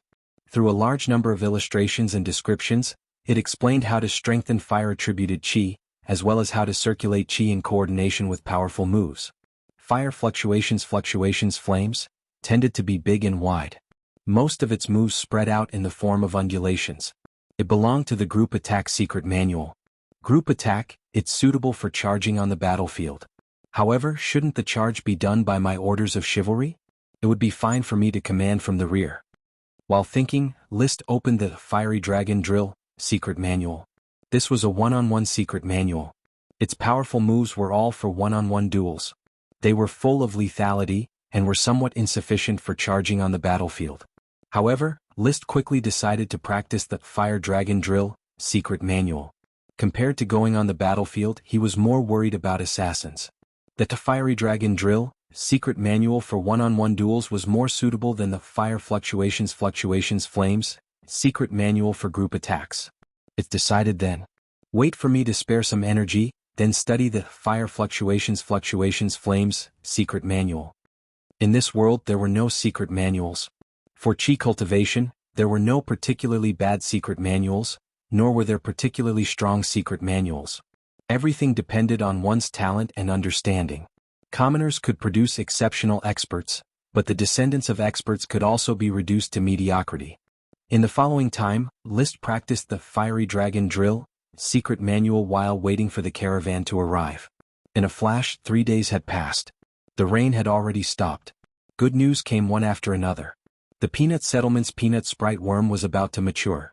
Retainer Knight Karl Hammerstein excitedly reported, "Sir, a crack has already opened on the peanut sprite worm's big bud. Inside, a pink peanut sprite worm is about to wake up. Its body has already begun to tremble." "Is that so? I'll hurry over." By the time Liszt hurried over on horseback, the flower bud had already bloomed. A pink sprite worm with a sparkling and translucent luster all over its body was crawling on top of the peanut worm stalk with infinite curiosity towards the world. The peanut settlement serfs crowded around, looking at the sprite worm with curiosity and nervousness. Liszt took out the jade powder he carried with him and sprinkled it in front of the peanut worm. The peanut worm sniffed it and quickly began to chew on the jade powder. After a short while, the jade powder on the leaf was finished. The peanut maggot followed the smell and climbed onto Liszt's finger, gnawing on the jade powder on his finger. Then, with a slight pain, the peanut worm had bitten through Liszt's finger. "Come with me, little guy." Liszt placed the sprite worm into a jade box, intending to bring it back to the castle to feed it. As for the worm stalk, it was fine to leave it in the peanut settlement. The 5th sprite worm is in hand. With the peanut worm, the peanut settlement's bountiful harvest is at hand. Liszt was in a great mood. He could not help but exhort Elder George, "Elder George, take good care of the peanut worm stalk. Do not forget to water and fertilize it. The more fertilizer you spread, the higher the yield of the peanuts." "Sir Lord, please be at ease. We will definitely water, weed, and fertilize the peanuts according to your instructions." The peanut worm was collected. Another good thing was about to happen. On the 7th day after Liszt fed it, the flying dust dog pup raised in the castle finally opened its eyes. At first glance, it saw Liszt. It howled and pounced at him, intimately rubbing against his trousers. "Dosen, from now on you will have to move outside the castle." While holding the leash around Dosen's neck, Liszt called for Thomas. "My lord." "Thomas, I have a task for you. Feed Dosen for me." "By the way, has Dosen's kennel been built?" "It has been built, my lord." Thomas took the leash and prepared to take Dosen to the kennel. Although Dosen recognized Liszt as its master, it did not mean that it recognized others as its master. When Thomas led it, the flying dust dog pup, which was estimated to be less than a month old, immediately bared its fangs and growled. It ferociously pounced at Thomas, tearing at his shoes. Its bestial nature was very strong. However, Dosen, which still had a mouthful of milk teeth, simply could not tear Thomas's shoes. "Take good care of it. My lord, please be at ease. I have experience in raising hounds. Flying dust dogs are much more dangerous than hounds. It has World of Warcraft bloodline. However, it does not matter, it should not go berserk. When it is a bit older, I will train it every day until it is exhausted." Arrangements were made for Dosen's breeder. Liszt climbed to the castle's spire and looked down at the wasteland in a radius of a few kilometers around the castle. He had overlooked the fact that there was land that could be reclaimed around the castle. However, in fact, only a few acres of land on the edge of the castle could be turned into a small garden. The rest of the land was left to grow weeds. Peanut settlement, tomato settlement, shiitake settlement, barley settlement, small barley settlement, dairy farm, flour farm, as well as the town and the castle. In fact, the flour town has 9 settlements. Each settlement has to be put to use. However, without mechanization and with less than 2,000 people in the flour town, it seems that it really cannot cultivate so much land. Machines could continuously cultivate land, but manpower was very slow. With less than 2,000 people, cultivating more than 10,000 square kilometers of land, which was close to 18 million acres, was indeed frightening. Many of the farmlands were just scattered with seeds and left to fend for themselves. Africa's agriculture is only this much, right? Population, population, only population is the most precious resource. But where am I going to get enough people? It is a bit difficult. Despite the difficulty, Liszt was still very confident that the flour town could develop and grow. As a transmigrator with a cheat, if he couldn't even do this, then he might as well jump off a building and not lose face for transmigrators. Fire Dragon Assault. In the small garden in front of the castle, Liszt held a one-handed sword in his hand and performed a move from the Fire Dragon drill. A flame suddenly ignited on the blade of the sword and spread to a radius of 1 meter with a whistling sound. It was like a fan fanning fire. The flame shot out in all directions and was accompanied by a light crackling sound. The flame was not real, it was just the effect of chi attached to the one-handed sword. List's fire-attributed chi had an explosive nature. Even if it was the same type of chi, it would still have a different emphasis on its nature. For example, fire-attributed chi, his emphasis was on explosive nature, while others might focus on high temperature, firepower, condensation, and so on. I finally mastered the Fire Dragon Assault.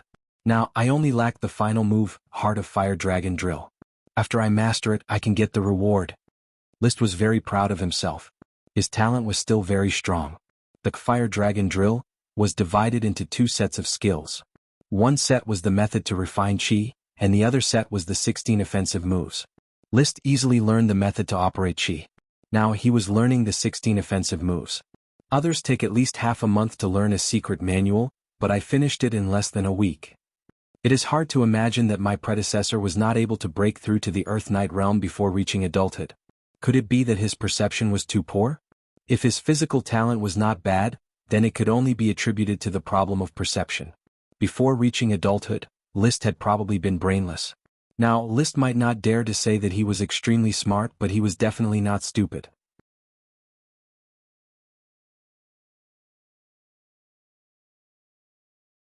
Chapter 21. A set of Do-Chi circulation method that introduced how to refine Do-Chi, strengthen Do-Chi, condense Do-Chi, release Do-Chi, and attach Do-Chi. A set of battle techniques that contain 16 moves. 5 body movements: Dragon Rush, Dragon Leap, Dragon Jump, Dragon Fly, Dragon Dive. 5 basic moves: Fire Dragon Pierce, Fire Dragon Strike, Fire Dragon Smash, Fire Dragon Twist, Fire Dragon Drill. 5 fierce moves: Fire Dragon Tail Whip, Fire Dragon Sweep, Fire Dragon Tornado, Fire Dragon Roll, Fire Dragon Ambush. Another ultimate move: Fire Dragon Drill Heart. This was the entirety of the Fire Dragon Drill. The names of each move were very interesting, as though they were part of the same series as his Flaming Dragon Horse. At this moment, List rode on Flaming Dragon Horse. As Flaming Dragon Horse galloped, his body moved up and down as though he was one with the horse. In his left hand, he held a steel shield in front of him, covering half of Flaming Dragon Horse's body. In his right hand he held a 3-meter-long Knight Great Spear. On the wasteland near the castle, the grass had already been cut, revealing the yellow color of the earth, barren yellow earth. Flaming Dragon Horse's hooves stepped on the damp ground, leaving behind horse prints of varying depths. Its body turned into a red ball of fire, quickly galloping into the distance. On the horse's back, List's entire body radiated with Do-Chi, which was attached to the shield, Knight Spear, and Flaming Dragon Horse. Very quickly, the man and horse were completely enveloped in flames. Followed by List's loud roar, Fire Dragon Drill Heart. Flaming Dragon Horse leaped high, and the Knight Great Spear charged forward. In an instant, there were countless shadows of man and horse that were one with the attack. They quickly flashed past and crashed into a huge rock in front of them. An earth-shattering attack. Boom. The rock that was as tall as a man was instantly blown into smithereens. Flames shot everywhere, turning into rain along with the crushed rocks. When the dust settled, List, who was riding Flaming Dragon Horse, had already walked out of the range of the explosion. He was wrapped in full body armor, and so was Flaming Dragon Horse. The silver-white full body armor had a lot of scratches and black marks on it. Pushing away the mask on his face, List's handsome face was revealed. The corners of his mouth curled into a slight smile. The power is not bad. If this move hits, it should be able to cripple a World of Warcraft dog. Da-da-da-da-da. Marcus and Gort arrived on their respective horses, followed by 4 of List's retainer knight. Oh my god, List, you really are a genius. I've already seen it. Is this the ultimate profoundness of Flaming Dragon Drill, Heart of Flaming Dragon Drill? You only used less than a week to learn all of this secret manual? Gort always liked to speak in a surprised tone. Marcus circled around the scattered gravel and was equally surprised. The area of impact is very uniform. None of the gravel is larger than the size of a fist. This proves that you have already mastered this move. It would be very difficult for an ordinary Earth Knight to do this. After saying that, he looked at List with some disbelief. In the past, this third son of the Count was a standard wastrel. He had enough chicken, fish, eggs and milk and even ate World of Warcraft meat. However, his chi cultivation was inferior to that of a commoner knight. He did not expect that after advancing to an Earth Knight, it would only take him less than a week to completely master a mid-level chi secret manual. This reminded him of when he practiced the Against the Windbreaker. It took him a whole month and a half to master the ultimate profoundness. For a moment, his heart was filled with mixed feelings. Could this be the true difference between commoners and nobles? List handed over the shield and knight great spear in his hands to the retainer knight and conveniently took off his helmet. Breathing in the fresh air, his excitement had not yet subsided. I originally thought that a fiery dragon drill secret manual would take me a few months to master. I didn't expect it to be so easy. It seems that I can also take some time to learn the fire surge fluctuations secret manual. It's never a bad thing to have more skills. You have this kind of talent, so of course you should learn a few more secret manuals. List, I already said that you have your father's style. In the future you will definitely make the Tulip family shine. Thank you for your auspicious words, Teacher Gort. On the way back, Gort and List talked loudly. This was what he was good at. Marcus's thoughts drifted far away. No one knew what he was thinking about.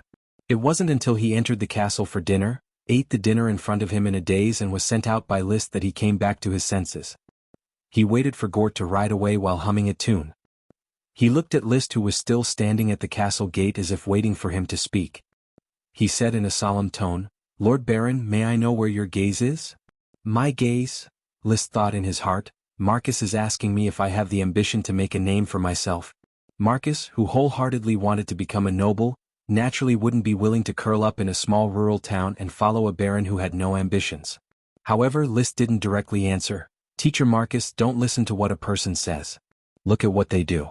What they say can be true and false, but what they do can be seen at a glance, isn't it? I understand. Marcus suddenly knelt down on one knee and placed his right hand on his chest, performing the etiquette of allegiance. I am willing to be the vanguard of Lord. Teacher Marcus, please rise. My fief is still very small and weak. I need you to help me build it.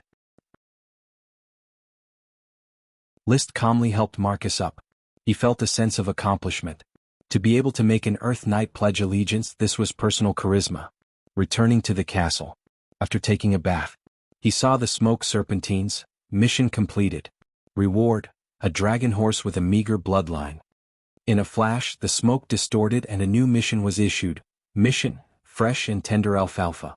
Not only do cows like to eat it, horses also like to eat it. This is the foundation for establishing a horse farm, as well as the starting point for making a name for yourself. Please place the alfalfa sprite worm's worm stalk. Reward, 3 stalks of wild corn. After reading the serpentines, List was quite excited. The dragon horse had already arrived, but he didn't know where it was or who had discovered it. He was going to look for it tomorrow morning. However, what he was excited about was not the dragon horse, but the corn reward of the new mission. There was no such crop as corn in this world, at least not on the Coral Island. In the memories of his predecessor, there were no plants related to corn. Corn, this is a high-yielding crop. It is said to have the highest yield per unit area in the world. Moreover, it doesn't need to be managed, it will grow on its own. It is said to be a divine plant. It is naturally C4 and is easy to remove male. In the future, corn will be the world of cereals. In Interstellar, the humans who were on the verge of extinction only planted corn. As a child, List had planted fields before. He knew that corn had a high yield, but it didn't taste as good as wheat or rice. However, here it didn't need to taste good. As long as it could fill one's stomach, it was the best crop. The flower town's wheat only yielded 1 to 200 caddies per moo. Once corn was planted, it didn't need to yield several thousand caddies per moo. As long as it exceeded 500 caddies per moo, it would be enough to feed more people. At that time.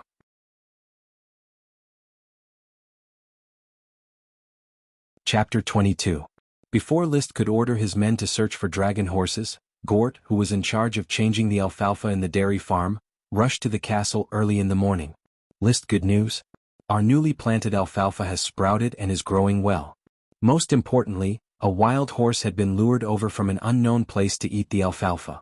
That wild horse is very spirited. Oh, it's even taller and more majestic than your fiery dragon horse. Call Teacher Marcus. Let's go to the dairy farm to take a look at this wild horse.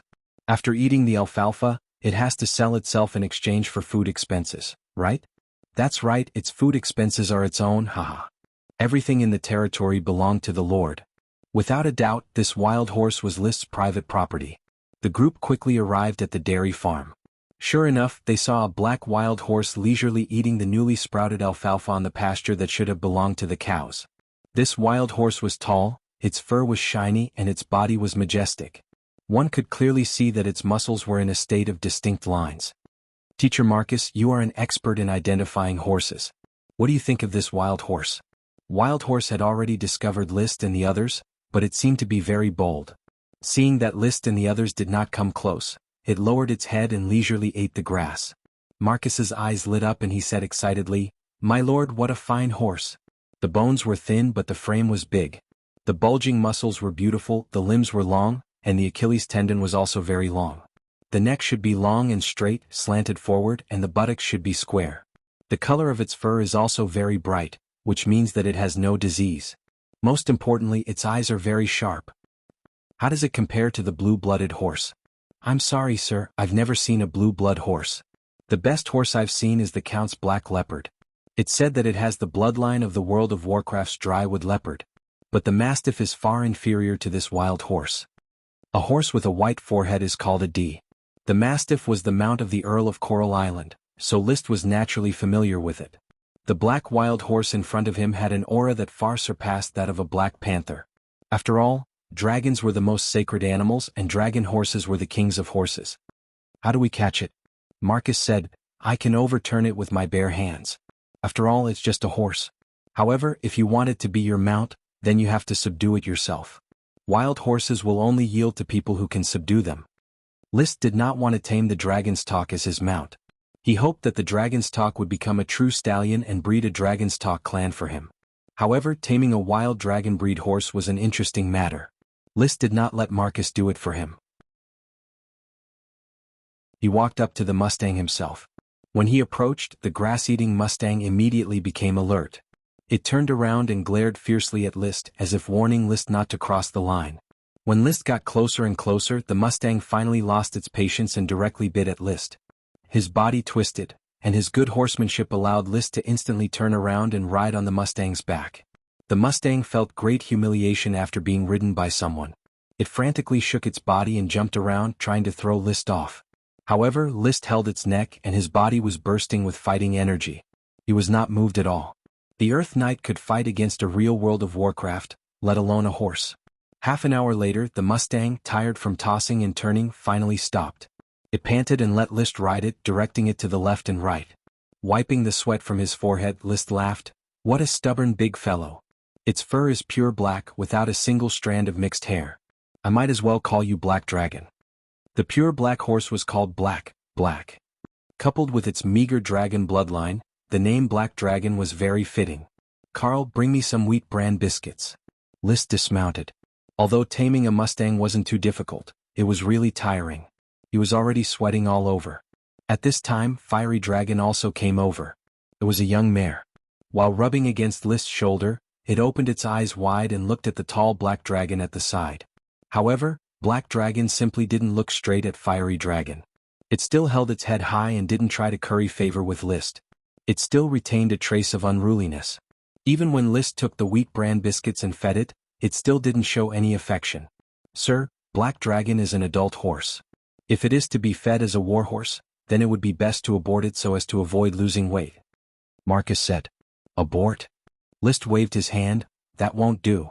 I have already decided to use Black Dragon as a stallion to breed a herd of horses for the Flower Town. It would be a huge loss if such an extraordinary horse couldn't reproduce. So it wants to be a stallion. Marcus nodded, approving of the decision. Even if he didn't know that Black Dragon was a Mustang, he could still see that it was extraordinary. It would be a pity to abort such a horse. Black Dragon, who didn't know that it had escaped a calamity, ate the wheat bran biscuits and recovered its initial contentment. Occasionally, it would nibble on the alfalfa on the ground. Gort wanted to step forward and stroke it, but was startled by Black Dragon's snort. He had no choice but to stiffly change the subject. Where did Black Dragon come from? Did it come from the Thorns Ridge? Perhaps there are still Black Dragon in the Thorns Ridge. There are wild horses on the island. Now that I think about it, it is really strange. Marcus guessed. The living environment of horses was usually the prairie. The Coral Island didn't have enough prairies for wild horses to live in. It wasn't very realistic to naturally breed wild horses. Perhaps it drifted over from somewhere else, or perhaps it was a horse raised by the island's residents that became wild. In short, it couldn't have appeared out of thin air. Besides, List, I think that in a few days Black Dragon might come out of the Thorns Ridge. At that time, a Black Dragon horse herd would really be formed. That would be for the best. List was also puzzled. He didn't know if he believed that Black Dragon lived on this land, or if there was some kind of existence behind the smoke mission that forcibly fabricated a Black Dragon. He was inclined to believe that Black Dragon lived here, and that the smoke mission was just a trigger mechanism rather than a rigid creation. As for what the smoke mission was, there was no way to solve it for the time being. He could only restrain himself and slowly answer it in the future. He looked at the new tender alfalfa, which formed a very beautiful grassland. Suddenly he thought of the wasteland outside the castle. Teacher Gort, how about we plant alfalfa on the wasteland around the castle? We can build a horse farm outside the castle and raise the Black Dragon horse herd. Oh, it should be feasible. Why don't we give it a try? Then I'll leave it to Teacher Gort. List rode Black Dragon back to the castle. Gort and Marcus were also preparing to return.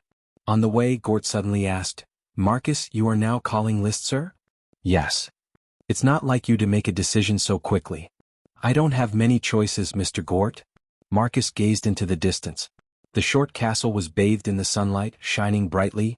"Besides, didn't you often say that he has the demeanor of a Sir Count? I believe that he won't stay dormant in a remote place like the Flower Town forever."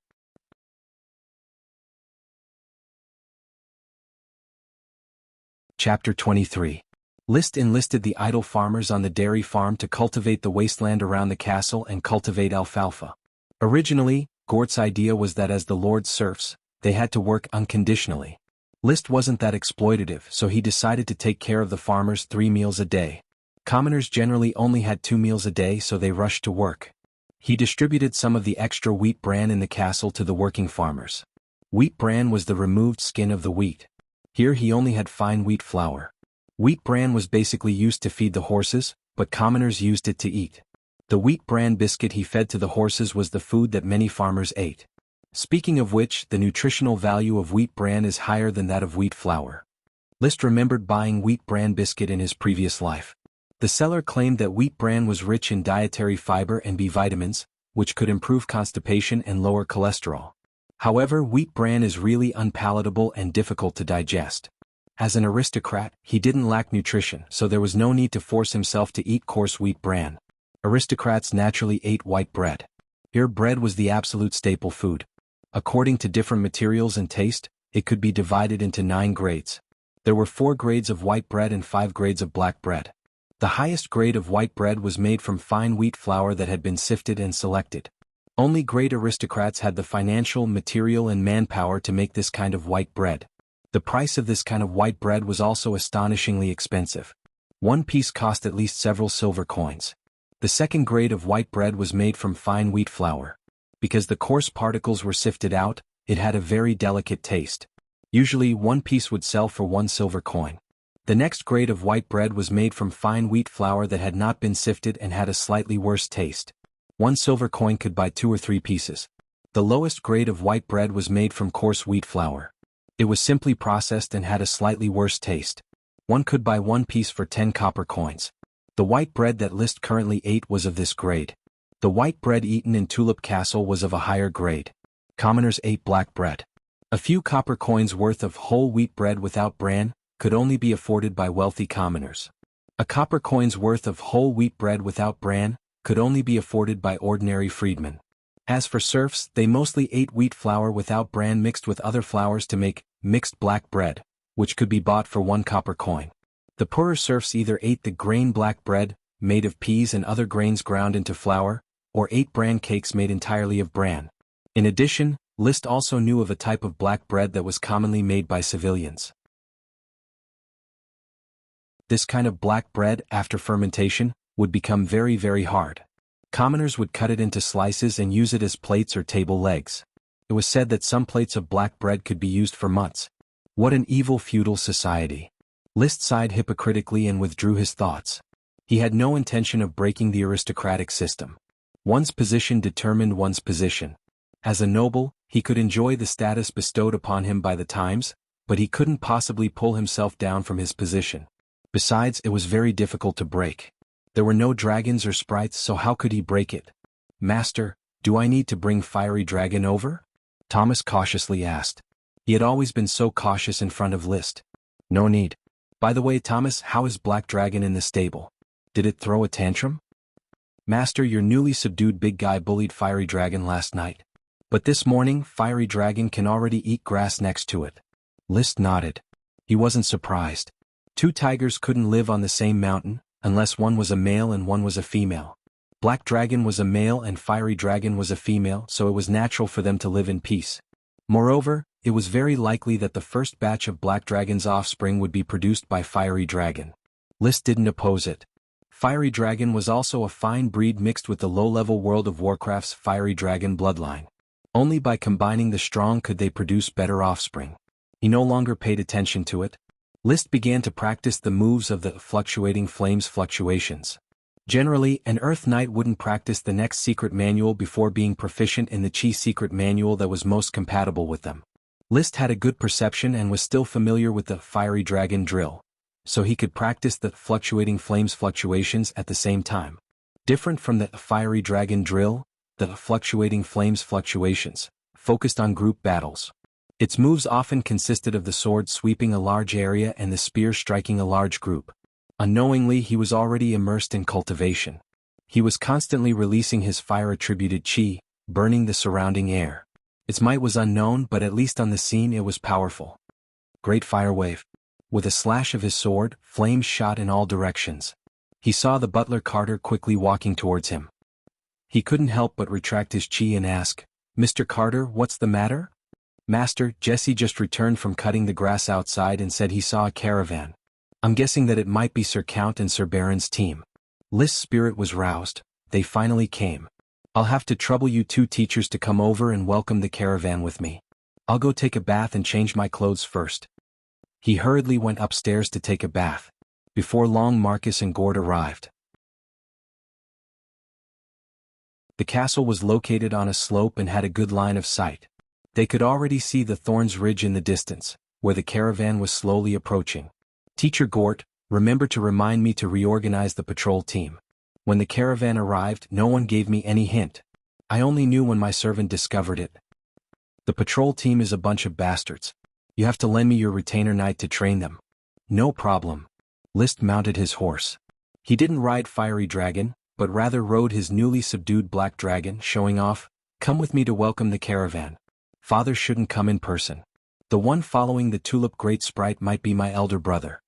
The three urged their horses forward to welcome them. Carter busily called out to all the servants, "Keep your spirits up and remember to tidy up your clothes. Don't look dirty and lose Master's face. Jesse, I'm talking about you. Oh heavens, there's mud on your pants. Are you going to make us unable to lift our heads? Quickly go back and change them." Yes, Mr. Carter." The assistant manservant, the flaxen-haired Jesse Ricewater, hurriedly went back to his room to change his pants. Carter shouted again, "Mrs. Morrison, inform Mrs. Abby to prepare desserts, tea and snacks. Also, remember to prepare the ingredients and prepare the most sumptuous banquet. There will be people who need Master to personally entertain." "Are you saying there will be aristocrats coming?" "Of course there will be. You know that the Black Tulip is very important. The family's elves will come to assimilate it. Perhaps young Master Levis will escort them, or perhaps young Master Lytton. In any case, they are all important people. We can't lose Master's face as well as Thomas's peers." Thomas's peers were also the valets of the various nobles.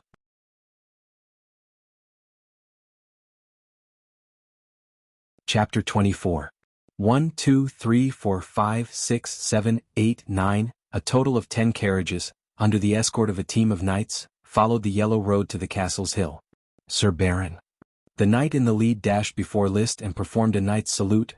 "I have escorted the convoy that departed from Tulip Castle to the Flower Town for the transaction." So it was Lord Loudon. It must have been a tiring journey. "Who has come this time?" List returned the salute.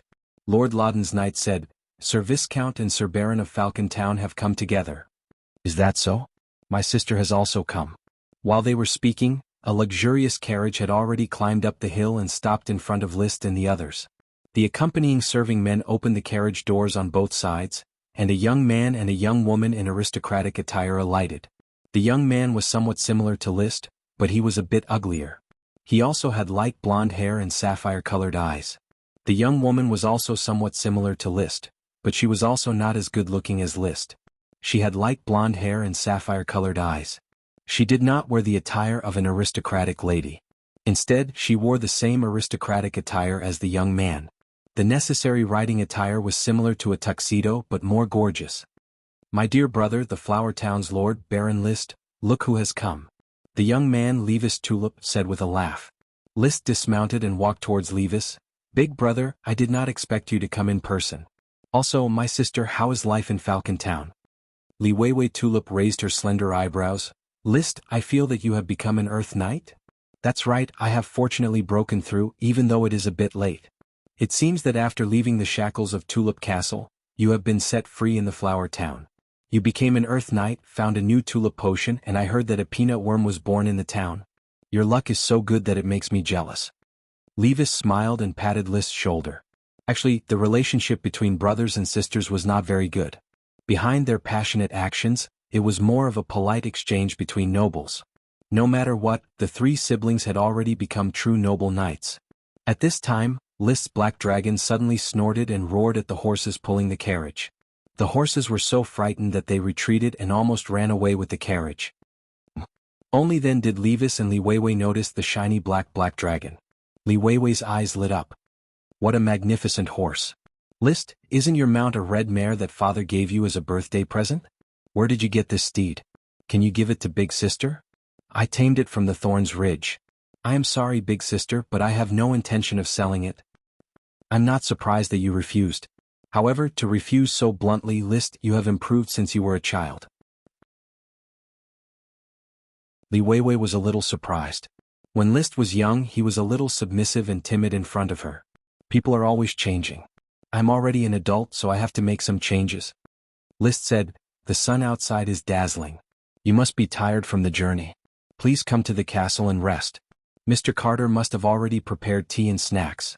We can relax and chat. Then Mr. Loudon, please invite the greater and lesser sprites over." Levis turned around. Knight Loudon quickly arrived next to the carriage and instructed several other knights to carry out 3 exquisite boxes, 1 large and 2 small, from the carriage compartment. The boxes were not big. The larger box was only the size of a cradle. Inside lay a beautiful creature the size of a baby. It resembled a human, but its entire body was translucent, as if it was a glowing, colorful gem. It also had wings folded on its back. This was the tulip family's treasure, the greater tulip. The other 2 small boxes each had 2 lesser sprites the size of an adult's foot. They were equally beautiful but not as bright as the greater sprite. The greater tulip seemed to have been awakened by the knight's movements. It stretched inside the box and then rubbed its eyes as it woke up. It flapped its wings and flew into the air. As it had no gender, it naturally did not need to wear clothes. Its bright eyes looked around and quickly locked onto Levis. "Levis, have we arrived? Where is the black tulip?" The voice was sweet like that of a young girl. "We have arrived. Sweet fragrance, this is the Flower Town. When it gets dark you will be able to see the black tulip," Levis responded. At this time the greater tulip looked at List. "Wow, List, long time no see." List nodded with a smile. "We haven't seen each other for almost 2 months, sweet fragrance." Before he finished speaking, the 2 tulip lesser sprites also woke up. They each flew out of the box and circled around the greater sprite. From time to time they would let out a few wow and wow. The lesser sprites had unlocked their spiritual wisdom, but their intelligence was limited and they could not speak. He led the sprites into the castle. The castle's living room. Those with noble titles sat around the table, while those without noble titles were received by Marcus downstairs. List, Levis, Li Weiwei, Gort, Loudon, and the other Lord Knight Bruce, the 6 of them took their seats together. Carter directed the servants to continuously serve tea and snacks. The cook, Abby Ladle, used all of her skills to continuously serve delicacies one after another. The greater tulip sprite sat on Levis's shoulder, shaking its 2 chubby little feet, and began to doze. 1 tulip lesser lay on Levis's head, and the other on Li Weiwei's shoulder. There were also several small jade boxes containing tulip sprite worms. Seeing such a scene, List realized, the Count has transferred the greater sprite and lesser sprite to Levis. Otherwise they would not be so close. He was very jealous. No matter how many times he had seen them, the sprites were so beautiful, yet such beautiful things belonged to others. But this was only a matter of time. After all, Levis was the next Earl of Coral Island. I didn't expect the Flower Town's castle to be so crude. List, you should properly repair it. Levis, holding a teacup, looked at it casually. Compared to the Tulip Castle, this small castle was no different from a commoner's thatched cottage. I also want to, but I lack money, manpower, and materials. You didn't ask for the materials to build the castle. The carriage is loaded with food, drink, and a lot of seeds. After the enfeoffment ceremony, Father gave you a lot of food, so why do you still need so much food? The Flower Town is more desolate than I thought. I have to hoard some food, otherwise one day I will really go hungry. List gave a simple reason. Hoarding food was always the right thing to do. Hoarding food, building high walls, and slowly becoming king, this was the routine since ancient times. He wanted to develop the Flower Town. Without solving the food problem, there was no development at all. Well, I think these boring topics can be carried out while eating. The most important thing now is to see the black tulip. My lesser sprite can't wait. Li Weiwei interrupted the two. List nodded. He really didn't want to pretend to be friendly.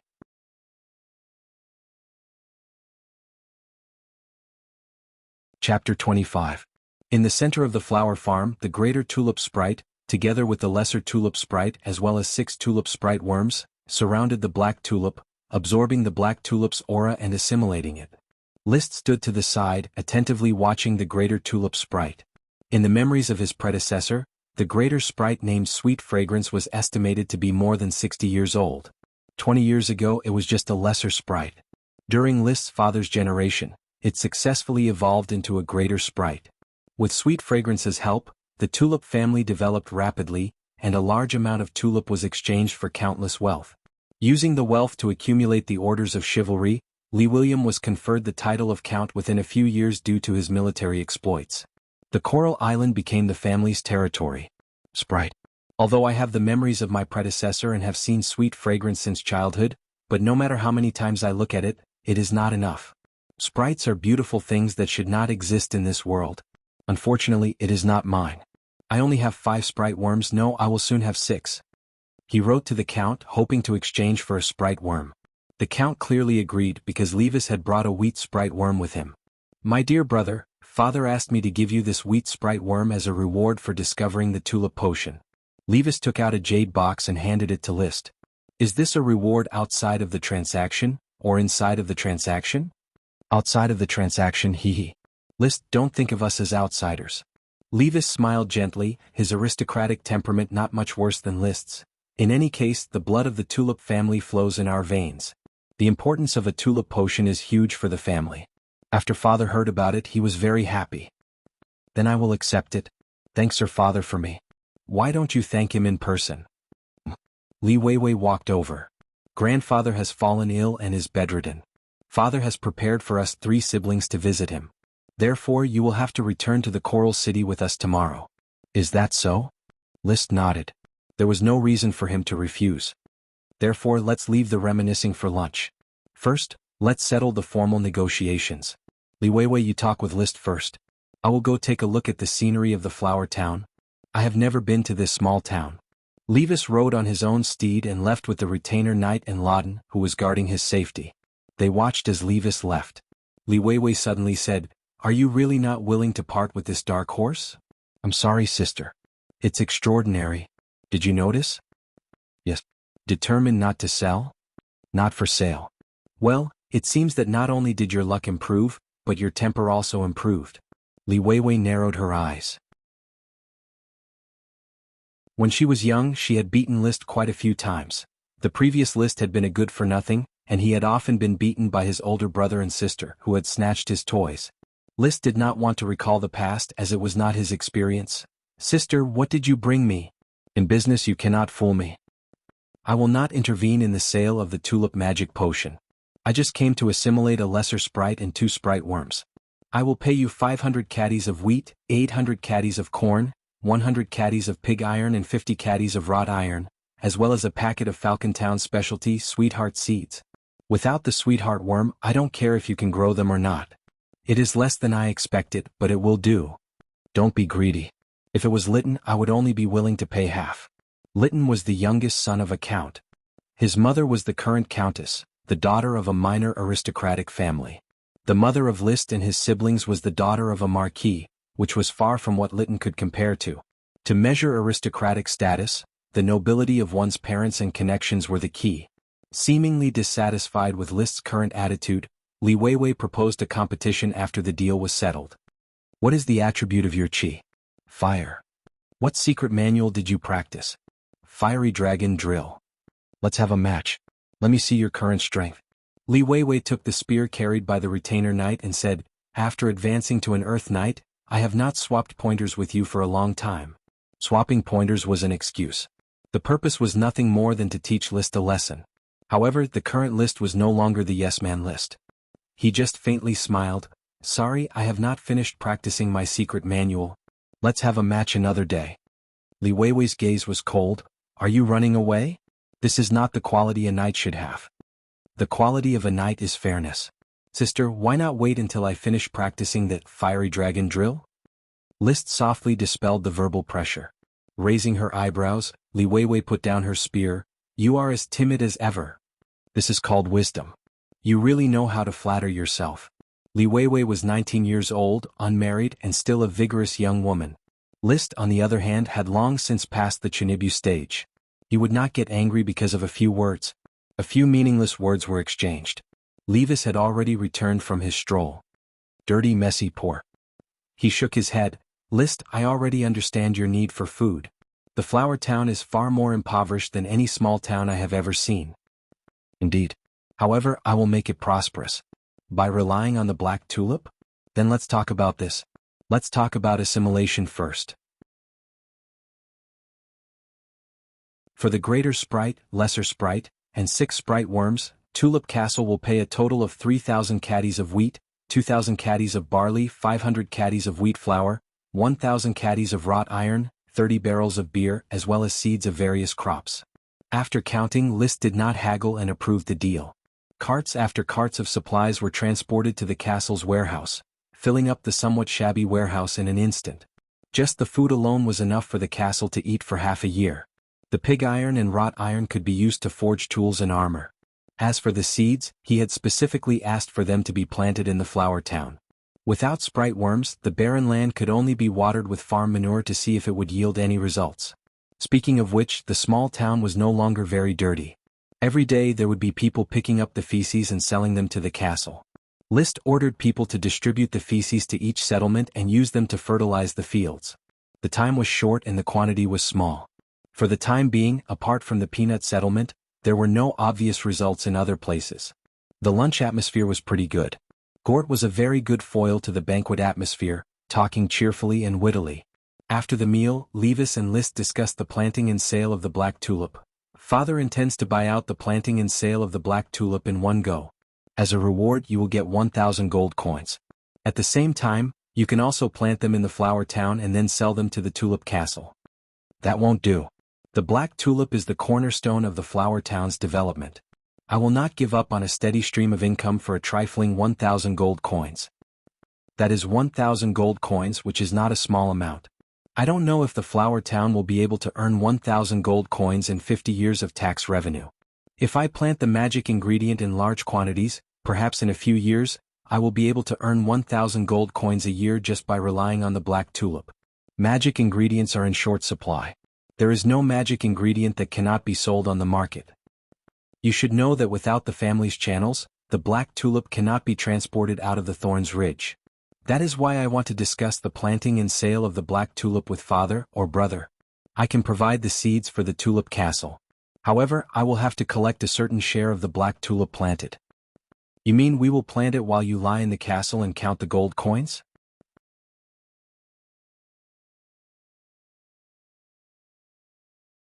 Chapter 26. I wonder if you are crazy, this is simply an exorbitant demand.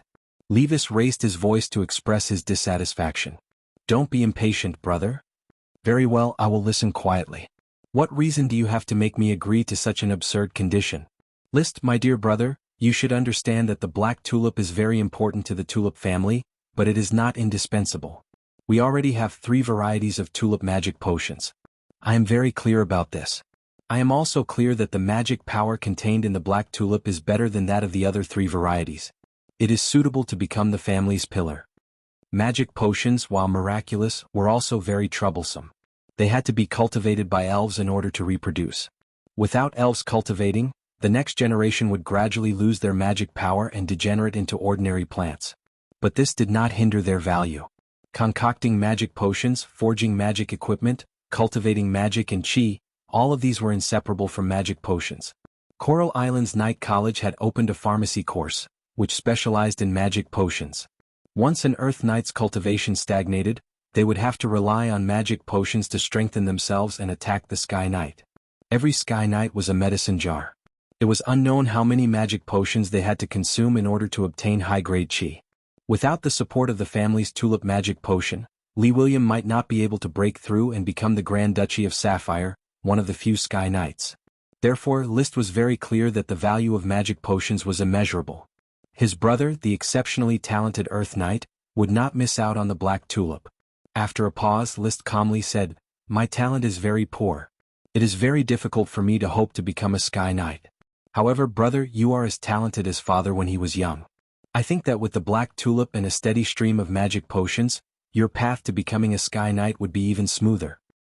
He then glanced at Li Weiwei. "Sister is the same. I believe that a Sky Knight is far more worthwhile than 1,000 gold coins, isn't it? I sincerely hope that brother and sister can become a Sky Knight. The Tulip family needs you to support it.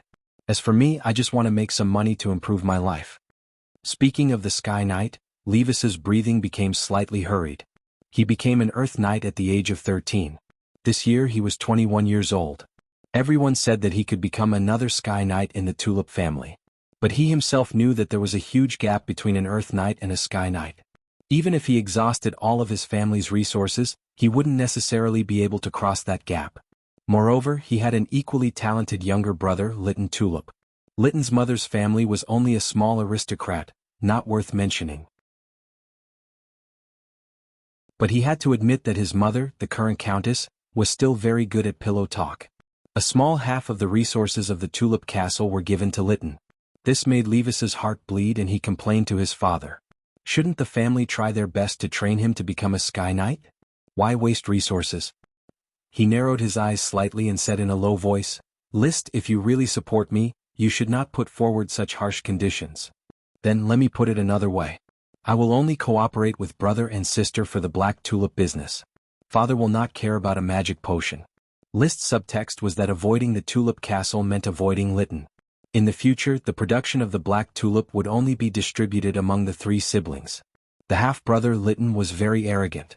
He looked down on List and often rolled his eyes at List. List did not hesitate to scam him. Levis pondered for a moment and asked, "Li Weiwei will also participate? I didn't have this intention before.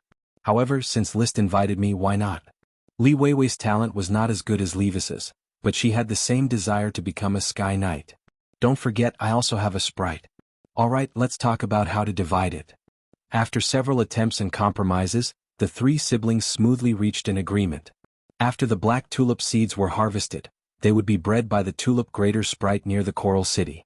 After the new batch of seeds were harvested, they would be widely planted in the Coral City, the Falcon Town, and the Flower Town. For the first 3 years, all the black tulip magic potions were handed over to Levis to deal with. List, on the other hand, took a share of the profits according to the market price. 30% for the Coral City and 20% for the Falcon Town. 3 years later, the Falcon Town's black tulip magic potions were no longer handed over to Levis. Instead, Li Weiwei would deal with them alone and give List a share of 25%. 10 years later, List stopped taking a share of the profits. At present, Tulip Castle's golden tulip magic potions have an annual profit of about 5,000 gold coins. The black tulip magic potions should be able to surpass this scale. Assuming that it is 7,000 gold coins, then my annual share would be about 2,000 gold coins, which is far more cost-effective than the one-time payment of 1,000 gold coins. After signing the formal agreement, List pondered inwardly. He originally thought that a 20% share of the profits would be enough. However, Levis took advantage of his youth and ignorance and intended to buy it all out for 1,000 gold coins. Therefore, in retaliation, he raised the share to 30%. Even blood brothers should settle accounts clearly. Besides, List didn't think that they were blood brothers. Apart from the blood in their bodies, they were practically unrelated.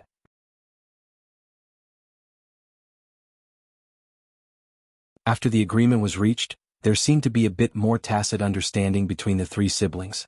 Outside the castle, the farmers reclaiming the wasteland were still busy.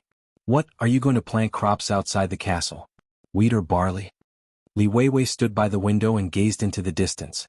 I'm going to plant alfalfa and raise horses here. Levis came over. Raise horses? Are you going to form your own orders of chivalry? I hope to form a knight squad. The Thorns Ridge's World of Warcraft is a big threat. Every winter there are people who die in World of Warcraft. The fief doesn't even have people who can use chi. Big brother, let's talk in private. Liz suddenly thought of something. The two of them walked to a separate quiet room. What's the matter? Why are you being so secretive? I remember that the population of Coral Island was not large when I was a child. Father used a fleet to transport people back from the outer islands? Correct. When Father was conferred the title of Count, there were only a few thousand aboriginals on Coral Island. The population was trafficked from outside. Otherwise, 90% of the population on Coral Island were serfs of the family. Then, Big Brother, have you ever considered continuing to traffic in human beings? Continue to traffic in human beings? Levis carefully sized up list. Can the flower town still support more people? I doubt that this decaying town can support you, yet you still want to support others? Or rather, where do you plan to sell people? Trafficking in human beings was not a glorious thing. However, for aristocrats to reclaim wasteland, they always needed people. Basically, many aristocrats were more or less involved in the trafficking of people. The flower town is indeed very small. Therefore, I am preparing to develop the Thorns Ridge, which requires a lot of manpower. With the production of black tulip, I believe that it can last for a while. At that time, it will be enough to develop the flower town. At the very least, it will not be worse than Elder Sister's Falcon Town. Said List half-truthfully. You're tuning in to the Han Li's Wuxia Chronicles YouTube channel. We're so grateful for your support, and don't forget to subscribe to join us on this incredible journey through captivating stories. Your generosity through donations truly makes a world of difference, as it's the primary source of revenue that allows me to expand and enhance this channel for you. Thank you from the bottom of my heart for being a part of this adventure.